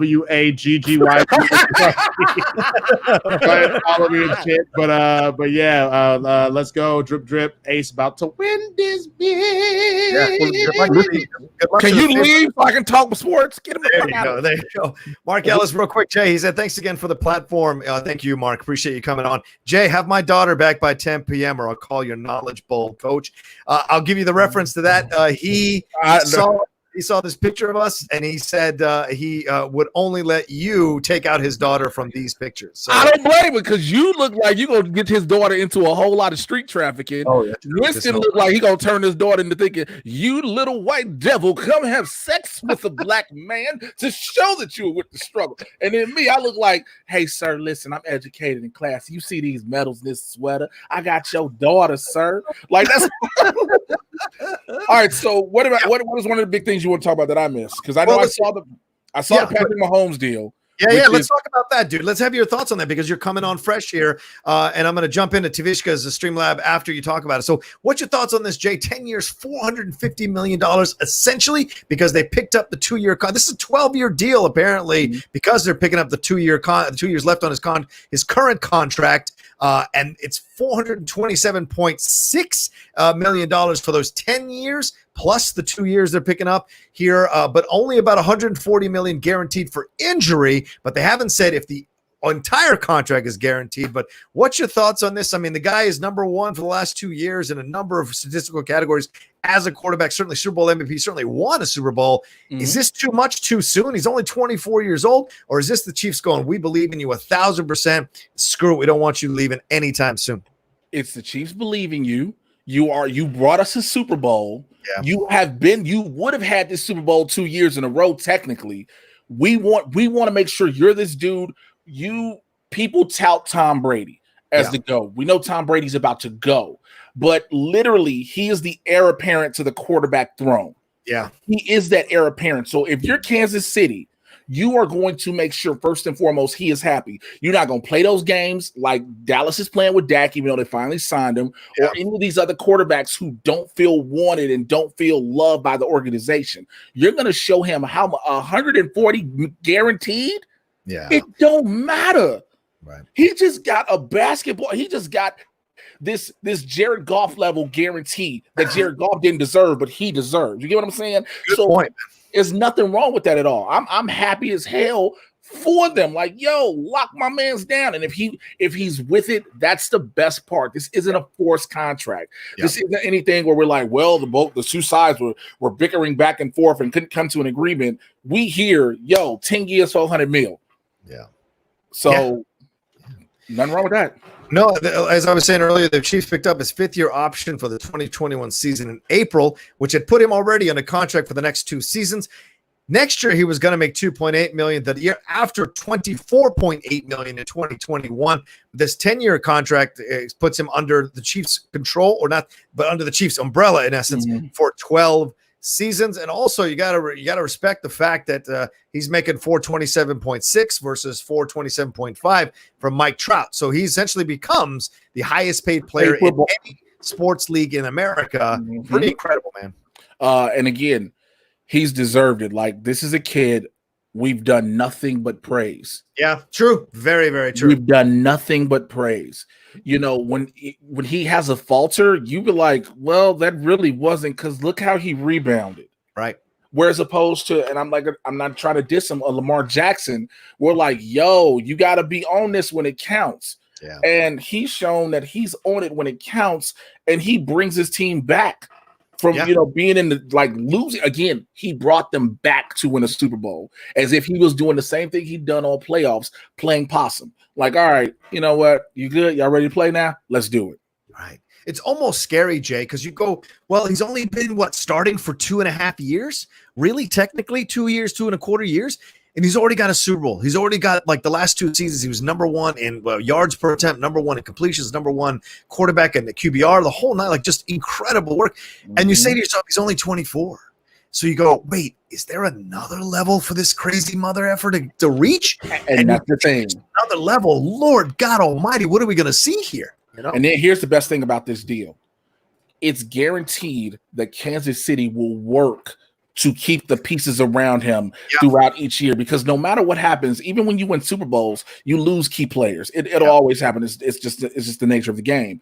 Right. But with any key player Kansas City is set to lose, they will make sure they replace them to the best of their ability to keep that foundation in check.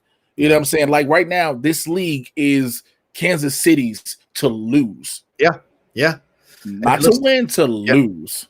Yeah, it looks to be set up that way, doesn't it? Because, I mean, a lot of rumors going on that the reason Eric Bieniemy didn't take a head coaching job or was encouraged not to maybe go on these interviews is that Bears eyeing him to possibly take over for Andy Reid. And maybe that was part of the equation, too, where they said to Patrick, hey, we know Andy might not last too much longer as a coach. He's getting up there in age. He might want to retire soon. Eric Bieniemy will slide right on in. You guys won't miss a beat. And certainly Bieniemy's been working with Patrick Mahomes as well. So already there's an understanding and a connection between the young men. So that could be another thing that factored into this deal and factored into Mahomes signing. I mean, it's a lot of money, but you're still tying yourself to one organization for essentially 12 years. We see NBA players who sign 1-year contracts because they want to have that option to be able to. Let's not do that, because I knew you were going to bring that up. But we also have players who want to stay with organizations till their end of their career.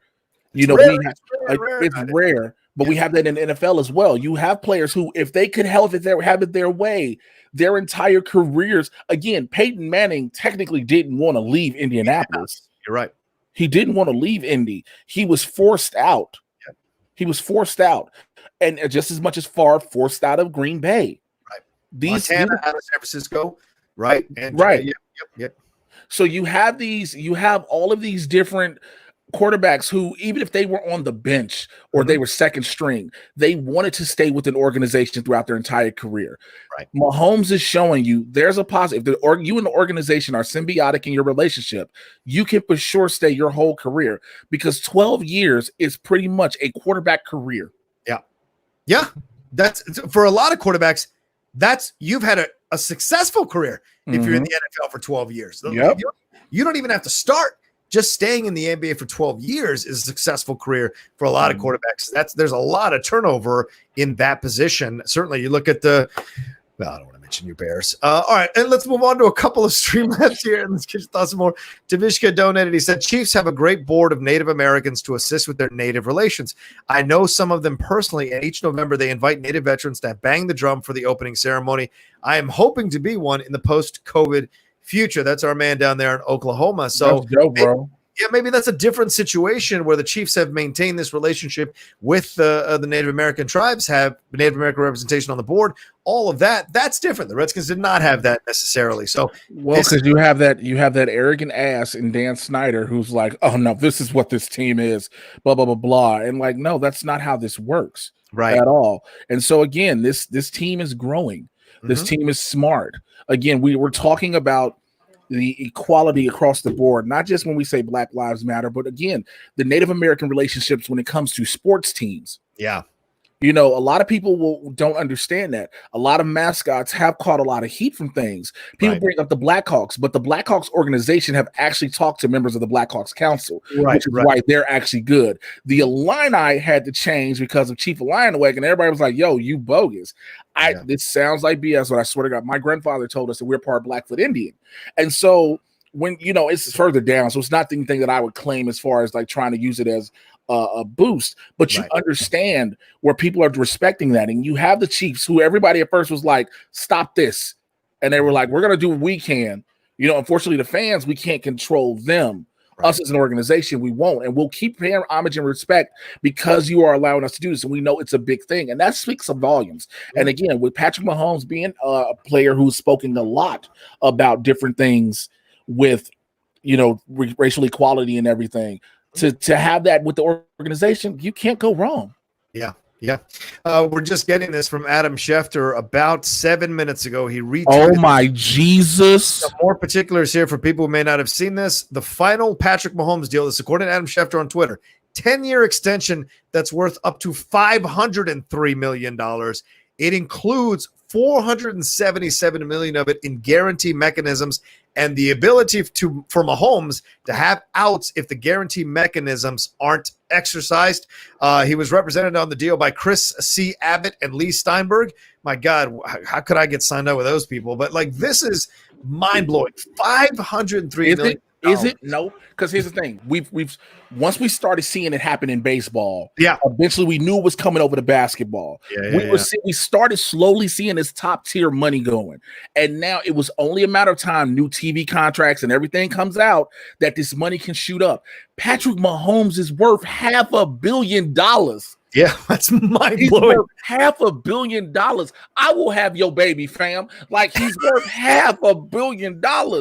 Like, I will be Patrick Mahomes' bottom bitch, the fact that he is worth $500 million, and I'm a straight dude. You know what I'm saying? I will make sure his hair stay curly every game. I'll be like, oh my God, do you need some Activate in your scalp? Oh my God, listen, your curls seem a little dry right here. I will massage this nigga's scalp. $500 million. That is crazy. I'm looking right now at the updates on money-wise, right? He is already on Wikipedia. He's already at the top of the list. They've already moved him to the top of the list. Somebody was sitting on Wikipedia like, let me know when I can hit send. Let me know when I can hit it. $503 million. Mike Trout right behind him with $426.5 million guaranteed. Canelo Alvarez right behind them with $365 million. That's because of the zone. Him having a zone. Exactly. That contract factors into it. Certainly. Bryce Harper behind him at 330. Giancarlo Stanton, or so I say Giancarlo Esposito for those team action people in the back. 325 million. Garrett Cole from the Yankees. What? 324 million. Real quick, but you notice one thing with the majority of these people you're saying. Yeah. Baseball numbers pay. Absolutely. Baseball has that's been the beautiful thing about the baseball players union and everything. Yeah. Their players get paid, and it's showing that. And now here's what's about to happen. Remember, I've always said this before. I've always said this on the show and everywhere. Mm-hmm. Joe Flacco is the reason we started having these high numbers because he won a Super Bowl, but he's not really worth it on the back end. You can say we got a Super Bowl winning quarterback. Patrick Mahomes, 2 years, Super Bowl winning is worth every single dime. Wow. Yeah, and you're right about baseball players. Just going to finish out the top 10 here in the history, right? Mm-hmm. Manny Machado for the Padres signed one for $300 million. Those are all current ones. Mm-hmm. The bottom 3 are people who've stopped playing. Alex Rodriguez is in 2 of the bottom 10 slots for 2 separate contracts. This is mind-blowing. He made $275 million for the Yankees from 2008 to 2017. That was the contract he signed there. Before that, he had signed with the Rangers for $252 million from 2001 2010. So that's a hell of a thing for you to line up. But shout out to your agents, Alex. You better be their bottom bitch all the time. Nolan Arenado is another guy for the Rockies. I've never even heard of Nolan Arenado. He left baseball. Oh, no, he's leaving baseball. The contract, rather, goes to 2026. So that's $260 million. So Alex Rodriguez is the only one who isn't currently playing, who's still in the top 10 of highest paid contracts ever in the history of any sport in the United States. And it's 2 separate contracts, for the love of God. That's pretty incredible. But still, $500 million, Jay, that's a lot of money. And now he jumps. I mean, he was scheduled to make $2.8 million. Now you're jumping into the $500 million range, man. Does that affect this young kid in any way, shape, or form? I asked Winston this as well. What do you think? No. Okay. Even when he almost went to the Super Bowl and the way he even responded when they won, the level of humility that was still in him. Now, I know people are like, but this is a $500 million now. Yeah, just as easy as that $500 million can come, it can go. Granted, you'll still have the $140 million was guaranteed, and then at the end of the day, you're straight for life. But you want to say, I have a $500 million. Right. So. Yeah, maybe his girlfriend doesn't have to do that fitness stuff anymore. She can just fine sitting back, take care of that. He can buy Instagram for her.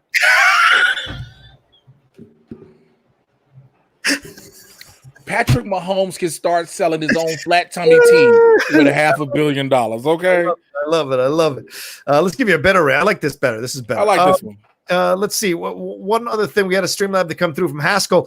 He said $450 million from Mahomes is nuts. Well, it's 500 now. With that amount of money, the Bears can sign 39 more tight ends to fill out their roster and still have $449 million left over. They could trade for tight end David Njoku and cut the other 13 tight ends. That makes sense, but Shy has none. So hey, cash app me, Mr. J. Washington, $5 every time you want another tight end joke. Anybody. If you think you got a good one, cash app me $5. Make sure it counts. I'm a comic. If you can't make me laugh and just make me look at you like you crazy, I'm not taking these tight end jokes no more. I agree. I think you're right. I think you're absolutely right to make a stand here. People have some respect, for God's sakes.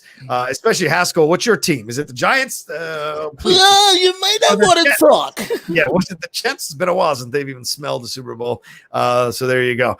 With the other subject we talked about, Jay, was the NBA. We're seeing more and more. I think you caught the tail end of Winston and I talking about. I want to get your thoughts here. We're seeing more and more players testing positive.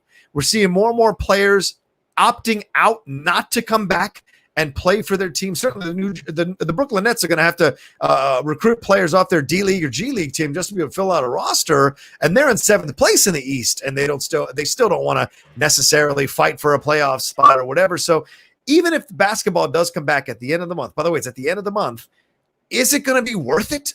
And are we going to see any product that's worth a damn? Well, again, I guess even though we're looking at it going in the postseason to the finals, we have to look at first and foremost, we don't hear are the players just getting infected. Yeah. We just hear players have COVID.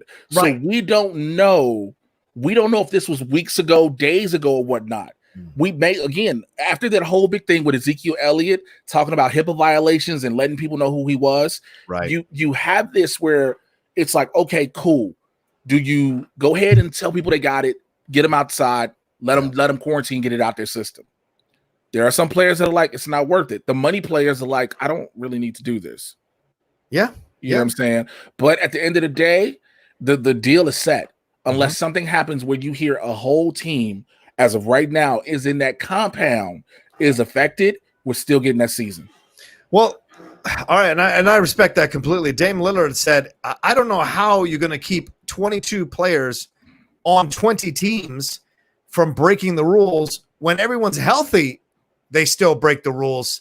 So how do you believe they're not going to break the rules while they're down there in that quote unquote bubble in Orlando? And by the way, this has worked in other leagues in the world, like in the Premier League in England.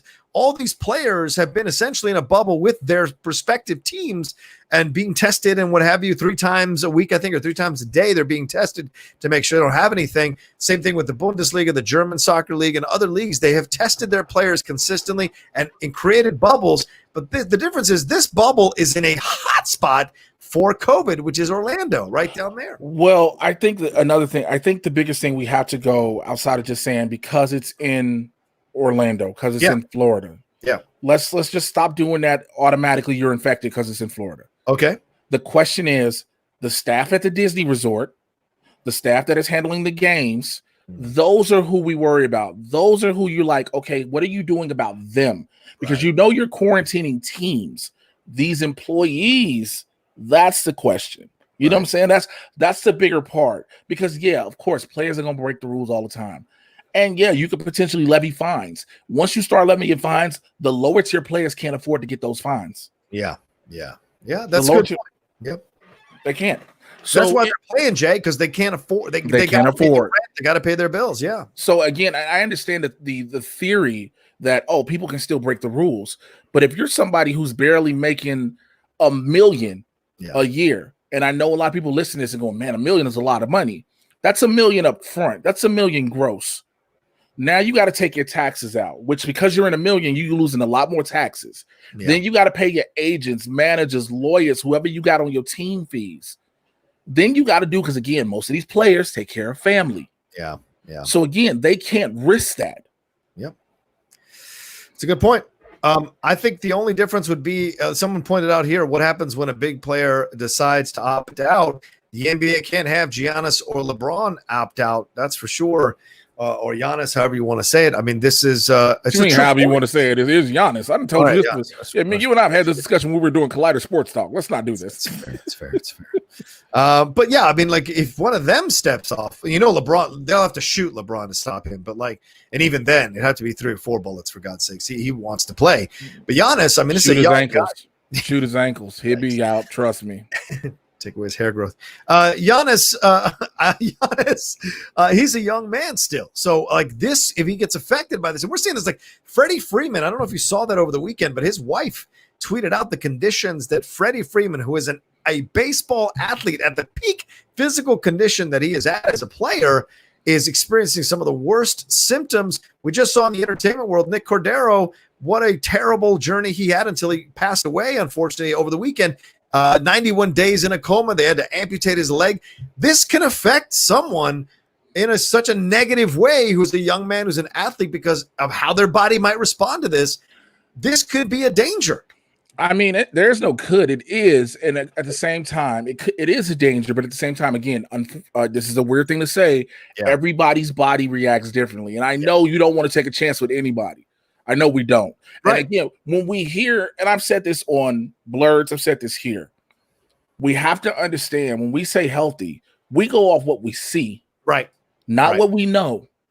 So we can see players, they're in peak physical condition. We can see them cut up and ripped and all that. Mm-hmm. And we don't know if they're still battling health issues through that. Right. I'm not saying everyone has, but that's a thing. Yeah. You get what I'm saying? That's a thing. People forget about that. That's the thing where people have these underlying health conditions. And those are the ones where it's really affected the most. Yep. Because of course, with the way stories will come out, and I'm not just saying the media, it's just they don't know somebody's public health history.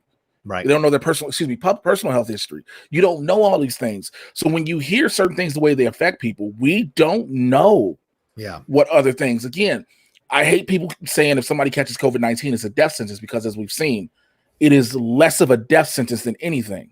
And I'm going off numbers that we've had. I'm just going off numbers. Right. It is a potential thing to go worse. There's potentialities for bad shit. But again, you have to also hope the people are taking care of themselves. Yeah. True. Again, these players have to be willing to say, all right, I gotta be cool. I gotta be on my P's and Q's. I gotta make sure not only is my physical health going great, my immune system as well, because that's another thing. People forget if your immune system is up, you have a greater chance of fighting this off anyway. True. So it's all these different things. And I just see in the comments, Dang MQ says Von Miller tested positive despite asthma, and he's since recovered.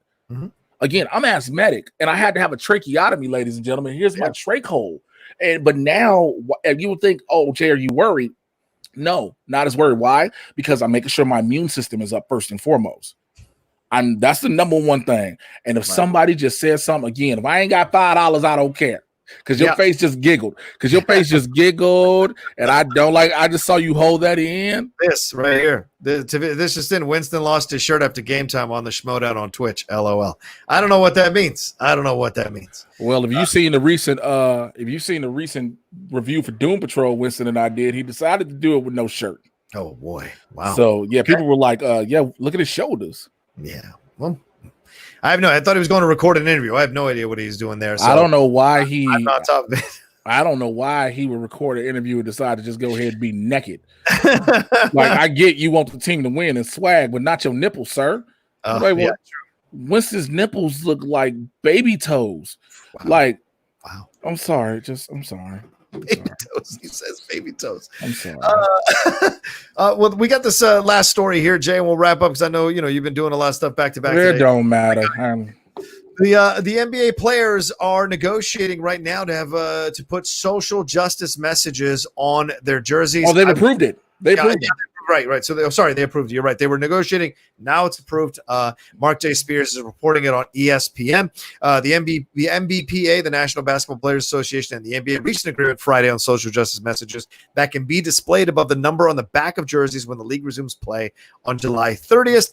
The list of the approved suggested social messages per the source for the back of the NBA jerseys are Black Lives Matter, say their names, vote, I can't breathe, justice, peace, equality, freedom, enough, power to the people, justice now, say her name, si se puede for those Spanish people there, liberation, see us, hear us, respect us, love us, listen to us, stand up, ally, anti-racist, I am a man, speak up, how many more, group economics, education reform, and mentor. Missing from that list, which some were trying to put on, was free Hong Kong. And apparently because the NBA is big in China, that's a lot of money. Exactly. So apparently the social justice only goes so far for the NBA. But still, that's a lot of messages to put on there, Jay. Bro, I'm going to just say it as plain as day. I'm not gonna sugarcoat it. I am so ready to see so many angry racist white people. Oh yeah. Oh my God. I just want to. Yeah, right. Good point. Yeah, go ahead. I'm sorry. I am so ready to watch their heads explode because first you got NASCAR taking away the Confederate flag and playing Lift Every Voice and Sing. The NFL says for the first week they're gonna play Lift Every Voice and Sing. And now these messages are gonna be in your face. And all of them talking about I'm not gonna watch, I'm gonna boycott. Again, nobody cares. And because it's hilarious to me that the stand for equality, that the stand for justice, the stand for speaking out for what's right is so appalling to you all. It's like, no, don't mix it. Don't mix politics. And first of all, it's not politics, it's equality. Yeah, it's humanity. It's humanity. So you know what I'm saying? It is amazing to me the level of backlash that's like, I don't want politics in my sports. There's no politics behind it. Yeah. Wearing a mask is not political. Yeah. These are just real things. And people just want to say, oh, it's from the left or the right. Like, yo, equality is a regular human rights issue. It is not a political scope on either side. Yeah, exactly. And that's the whole point of these, and I'll bring this up again, the Premier League, for the first games that came back, they all wore, instead of their names, they put Black Lives Matter on the back of their jerseys to play their games. And they're still all going down on one knee right before the game starts, all around the circle, and then getting up and having the kickoff. So it's done while the TV cameras are on them. It is done for effect. It is done to send a message that they are united in this protest, united in support of what's happening here. So all these different names you can put on there. I guess the NBA players, they want choices, and those are the choices that they were put on. I mean, the Premier League, nobody fought. It just says Black Lives Matter. Nobody fought for other slogans, just that. So this is an interesting situation where they're going to get to choose what to wear, what not to wear, and what to put on the back. Now, does this mean that these jerseys are going to be available for people to buy with these slogans as well? Absolutely. Walk around and wear. I wonder if that's going to happen. What you mean wonder? Yes. Yes. Let me tell you something. Yeah, in the midst of all of this change, bro, in the midst of which really hasn't happened because it's just been band-aids that no one's asked for. But in the midst of this movement, in the midst of this shift, this paradigm shift, there is still capitalism throughout it, no matter what. Right, of course. Think about it. How do you see so many people with Black Lives Matter masks? How do you see so many people with Black Lives Matter t-shirts? And I'm talking about black people as well. It's not because they're being handed out. It's because they're being sold. So if they're being sold on a small scale like that, you already know you're about to have kids overseas, white kids overseas with Black Lives Matters jerseys. And it's going to be great. I understand the part of why are you profiting off of it? I get it. But at the same time, the NBA will make that statement. A portion of the proceeds will go to blah, blah, blah. We're going to automatically hear that. It ought to be on the tag on the jerseys, whatever the case may be. But at the end of the day, it happens. I want it to be that case. I want it to be where they sell it. Because also, I want to see stupid racists do this one thing they like to do when they buy shit and then burn it like it means something. It's and you know they're going to. You know they're going to do stupid shit like that. And they should make them out of anti-flammable material. I don't even know that's possible, but wouldn't that be funny if one of some of those races try to set fire to the jersey and they can't light them on fire? They do make anti-flammable fabric, and it is possible to make jerseys out of that. I just don't know how expensive that would be, but certainly a possibility there to explore that as well. So I'm just happy that the NBA, and it's no surprise, right? The NBA is very progressive. The NFL trying to play that anthem is hypocritical, to say the least, if they're not going to bring back Colin Kaepernick in any way, shape, or form. First of all, we got to let that go. Yeah? At this point, that man does not need to play football. No, but he could come in to be part of the NFL and help in this whole system. Okay, I'm talking about, like, people keep talking Colin Kaepernick as a player. Oh, right, fair. Colin Kaepernick in a league office or something is a different thing. That's what I'm talking about. Okay. Colin Kaepernick is a player. Let that go. Okay. That man don't need to play. Yeah. I mean, he may want to play. I get that. But look, I know you talked about the deal he just struck with Disney and Netflix. Yeah. Colin Kaepernick getting blackballed from the league has been the best thing for his career ever. Oh, yeah. He'd have never made all this money as a player. That's a very good point. He was. You could argue he was on the downside of his quarterbacking career, and the numbers weren't that strong in the last 2 seasons of him as a quarterback. So he might have been in that place where he's going from team to team every 2 or 3 years and not making as much money as he's making now. But what he's doing is for a positive reason, and so it has worked out for his life. And I agree. Somebody said this. Yeah, DGMC says Kaepernick does not need the NFL. The NFL needs him. Absolutely. So that's the situation there. So he's in a way better position bargaining wise than he was before. And so that's the situation there. He knows. Look, and some people keep saying, oh, well, he's just doing this for money and blah, blah, blah, blah. Again, money comes up regardless, no matter what the cause. I just said this when it comes to Black Lives Matter t-shirts and masks and stuff like this. Money's going to come up because you know why? People forget this thing. Everybody talked about him not having a deal. We mentioned all the other lower tier quarterbacks lower than him that have deals and him not making money. And all of these companies were like, guess what? We're going to give him the money he would have made and then some. Right. And if I'm Colin Kaepernick, if you're Colin Kaepernick, if anybody watching is Colin Kaepernick, guess what you're doing? Yeah. You're taking the money. Yep, absolutely. Why wouldn't you? There's nobody on this planet right now that can tell me honestly. You can sit there and type it and bullshit yourself that if you all of a sudden were blacklisted from a career, that all of a sudden now, because you play the league for the love of the game, you play the game for the love of it and for the money you make. Yeah. All of a sudden you can't do that anymore. Now you had all these financial dreams and plans and you can't do it. Now somebody comes along and says, here's a $200 million contract. We want you to be the face of our campaign for what you're talking about and what you're speaking on. If you tell me you wouldn't sign that, you're a goddamn lie. It's true. Fair point. And then that $200 million only doubled because more people were like, yo, we want you to keep using your voice for here. Because again, it's mutually beneficial for each party. Yeah. So he's straight. He can still be a great backup QB. Absolutely. Right. But, and even if he has terrible numbers, people are like, oh, well, see, he has horrible numbers. He still shouldn't have played. It don't matter because the man's bank account is set. Yeah. Agreed. He is absolutely set up for life in this point now. And Cody Erickson's right there. He says, Fight Island. I'm not sure what that means. I'm not sure what that's all about. Is that a reference you understand? I don't get it. Okay. Sorry. Well, let's wrap up here, Jay, and ask your thoughts on the name changes and all this stuff. I don't think you got a chance to opine on that before we wrap up. Thoughts on the Redskins, thoughts on the Cleveland Indians, thoughts on these these names starting to change on these teams. I know that you and Winston said last week, like, it's great that they're taking out episodes. It's great that they're talking about all this stuff.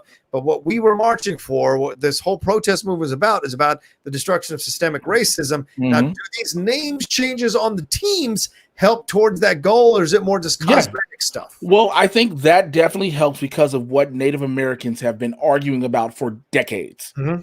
Again, Redskins is a slur. And to blatantly ignore it and act like it's not a big deal is a thing. But money talks and bullshit walks.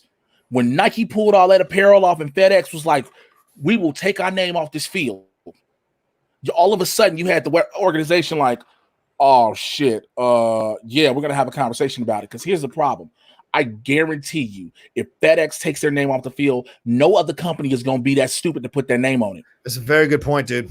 At least no other company you want to be associated with. No company you want to be, especially not no big name corporation is going to attach their name to it. I understand. Yes, you have the arena like the Smoothie King Arena for the Hornets.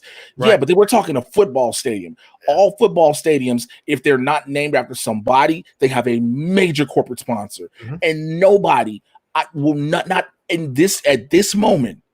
At this moment, if it was 6 months later, possibly. Yeah. At this moment, no company is going to jump on that. The Cleveland Indians, that one is going to be interesting.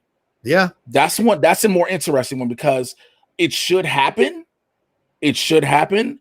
Right. But I don't know if the push is as hard for the Indians as opposed to the Redskins. Mm-hmm. Now, if the Indians decide to change their name out of the blue on their own, I mean, especially throughout all this, it will be more of a leverage to force the hand to make Washington change that name. Yeah. And it's a different thing. It'd be a different story if there were not alternatives for the Washington team. Everybody has thrown out a million alternatives and all work.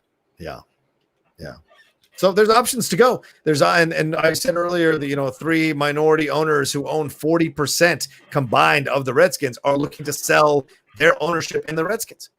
So that could be one of two things. Could be Danny gets even more control of the team, or it could be that's the first step towards the end of Dan Snyder as the owner of this team, where eventually some investor comes in, buys up that 40%, and offers Danny a number that he can't turn down. That's certainly possible. And it's almost like a Marge Schott, Donald Sterling situation where you've got an asshole owner who doesn't want to hear the fans, doesn't want to, hear the league. And by the way, there were people who defended Marge Schott. There were fans of the Lakers or Clippers who defended Donald Sterling. Yes, so there were. Don't put it out here that Danny has support. Sure, but so did Marge Schott from the Reds fans, and so did Sterling from the Clippers fans. Any number of owners have had support, even though they've done some nefarious shit. I'm sure back in 1919 there were people defending Comiskey after the Black Sox scandal for paying the players peanuts. So you've got that happening all the time. So to me, I wouldn't be hanging on the hat that Danny has some kind of support amongst the community. No, it's people wanting to see the change, and I think the pressure might just get to him once and for all, and he sells that thing because for 25 years people have wanted out as the owner of the Redskins. I think something else too. I think you just said it, but didn't directly harp on it. He could be playing this whole game. So now he knows somebody will try to buy him out for a number he just wouldn't turn down. Right. And this is finally that moment he get it. That's a possibility. Yep. Like he could be like, yo, somebody eventually is gonna want to buy me out. Yep. And then they throw him like $5 billion. Yep. And then you only worth what, 3? What is he worth? Like less than that. That's for sure. You're worth less than that. But somebody's willing to throw you $5 billion to take control of the team and have you out as the owner. You're gonna go. Yeah. He is 2 points. He's worth right now $2.6 billion is his worth for Snyder. He purchased the Redskins for a then record price of $800 million in 1999 rather. And he sold his communications company in 2000 for $2.1 billion. So, as of June 2020, he's $2.6 billion. That's his worth according to Forbes. What's the worth of the team? The team. Let's see what Washington Redskins net worth is. Let me see if I can type quickly. Here we go. Net worth right now, it's number 14 at $3.1 billion, tied with the Cubs. That's incredible. And that's do you not see somebody throwing you again? If these stake owners, all of a sudden say we done, somebody don't swoop in like, yo, how much does it cost you? Yeah, right. $5 billion. Here's $6 billion. It's over. Somebody wants to come back in this. So. Oh no, who does? Oh, that bitch. Oh no. I heard y'all were talking shit about my nipples. That's what I heard. I don't know what's up. First of all, nobody think about your nipples. I'm just saying, Taviska was out here talking about over on Twitch, talking about Jay says your nipples look like baby thumbs or some shit like that. I said baby toes. I thought you were doing an interview. What is this Twitch? I finished the interview. That's why I embarrassed your manager, and now here I is. Okay, I know that. I called Gucci out. I'm out here with I literally came in here like this. Oh no! No! Oh man, come on! You're on my show. I came in here like this. I was like, Gucci, where you at, man? Come on, Gucci. Like what? It's PG. What are those 5-pound weights? What are those things? Demalanta is gonna kill it. Okay, that's what's gonna happen.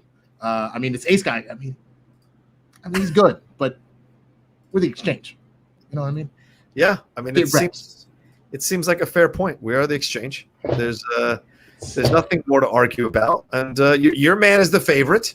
And we hope he plays up to that status as the favorite. I put my headphones back on. The first thing out of your mouth is your man is the favorite to win it all. Demalanta is an underdog in the situation. Everybody I just want him to keep his shirt on. He said your nipples look like baby toes. I don't know if that's true. Nipples look like a chocolate bar that was stuck in your pocket. Wait, let's take a look here. The funny part is I did go and grab the 10s because if I was going to do this bit for an entire 30 minutes, I wasn't going to grab my 20s or my 25s. Look at that taco meat in his chest. Oh, look at the what? Is that hair or just dark shadow? Yeah, it's a little bit of hair. What the fuck is your problem? Cover that shit up. Here we go. Dev Drano said, "Stop hating on the human body." Oh, thank you. There you go. Y'all disrespectful. Is that a human body?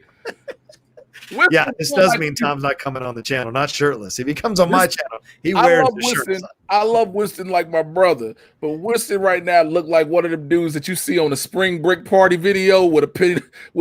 Are those melted kids? Oh! First of all, that shit doesn't make sense. If you're gonna do that, you should have said Hershey Kiss. Do better. God damn. Are you fucking dumb? A Hershey Kiss looks like that. A Kit Kat is a fucking bar. Are you smoking something? Like for real? Do better. You don't come play the dozens with me. You better come with that real fire, motherfucker. Don't play with Winston. That's for sure. He can go. You better bring that fire. All right, we got to wrap the show up. We're at 4 o'clock. I got to wrap this thing up.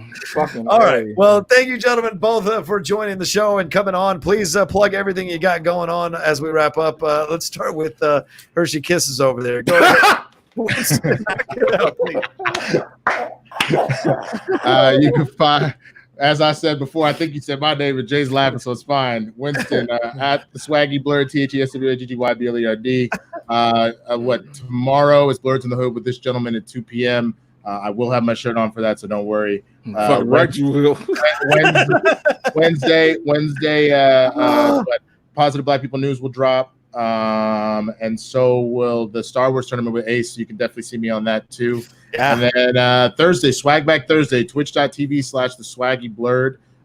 We do a retro game and I give you a hip hop or R&B mixtape that goes paired along with the year that game came out. So it's all love, baby. It's all love. I love that. That sounds like a great idea. What do you got going on, Jay? Spit it out, my man. All right. Twitter, Instagram, Mr. J Washington. Please follow me on IG. I'm trying to get my numbers to 10K so I can add the swipe up feature. So as much as I need it on Twitter, I need it on IG, especially because in the business we're in, your numbers actually play a big factor. So I need that. To some people, they matter. Yeah, go ahead. To a lot of companies, they matter, dog. Companies, they do. They definitely matter to companies. So I need that. My Supervillain Squad on Patreon, patreon.com/Mr. J Washington. For those who are new to the squad, my $25 tier is my one-on-one with the Supervillain. So you sit up for an hour with me and we talk about it, whatever. I'm editing the first one I did with Alberto Rios. It's going to go up for the patrons. And then later that week, it'll go out publicly so you can have that. The Mad Titan podcast. Check out the recent one. Me and Winston, we did it together. We got to talk about a lot of black people. So, like, we really got to talk about some black shit. Wow. It wasn't like Blurs, but speaking of Blurs, like he said, Tuesday, Wednesdays, check out my Stargirl reviews that drop on my channel, youtube.com/JAYWashington80. Thursdays, the Doom Patrol reviews drop as well. I'm doing Zoom comedy shows this Thursday and Saturday, and then next Friday. Because damn it, I just need to start to tell them what I respect that. Well, thanks to those gentlemen, and thank you to Mark Ellis for joining us as well. You can follow Mark Ellis wherever you follow your Mark Ellis's on Mark Ellis Live. It's at Mark Ellis Live, where you find him there. There's so much he's doing right now, like sitting on the couch with Molly talking about the Redskins. But you can follow me at The Rocha Says on Twitter and on Instagram. And please subscribe to the channel below. We really appreciate you all coming aboard the Outlaw Nation. We're trying to move this thing up to 15,000 subscribers as we march towards 20,000 subscribers. Of course, follow me on all the social media. And remember, do me a favor. Like and share this one as well. If you're watching us after we've already done it live, leave your comments below and hit the like button. The more likes we get, the more comments we get, elevates the show, elevates the channel and the YouTube algorithm. All of that helps. And when you share the show, even more so, it lets your family and your friends know that this is a show that you enjoy, a channel you enjoy, and maybe they'll come aboard as well. So all of that is a way to help out the Outlaw Nation to get the reach going. You know, this is a diverse channel, and I appreciate it being as such. Give it more love. Give it more attention. Share it with the world, for God's sakes, and let's keep it going. All right, that's it from the three of us. We will talk to you next week with another brand new episode of Game Time here on the Outlaw Nation channel. Take care until then.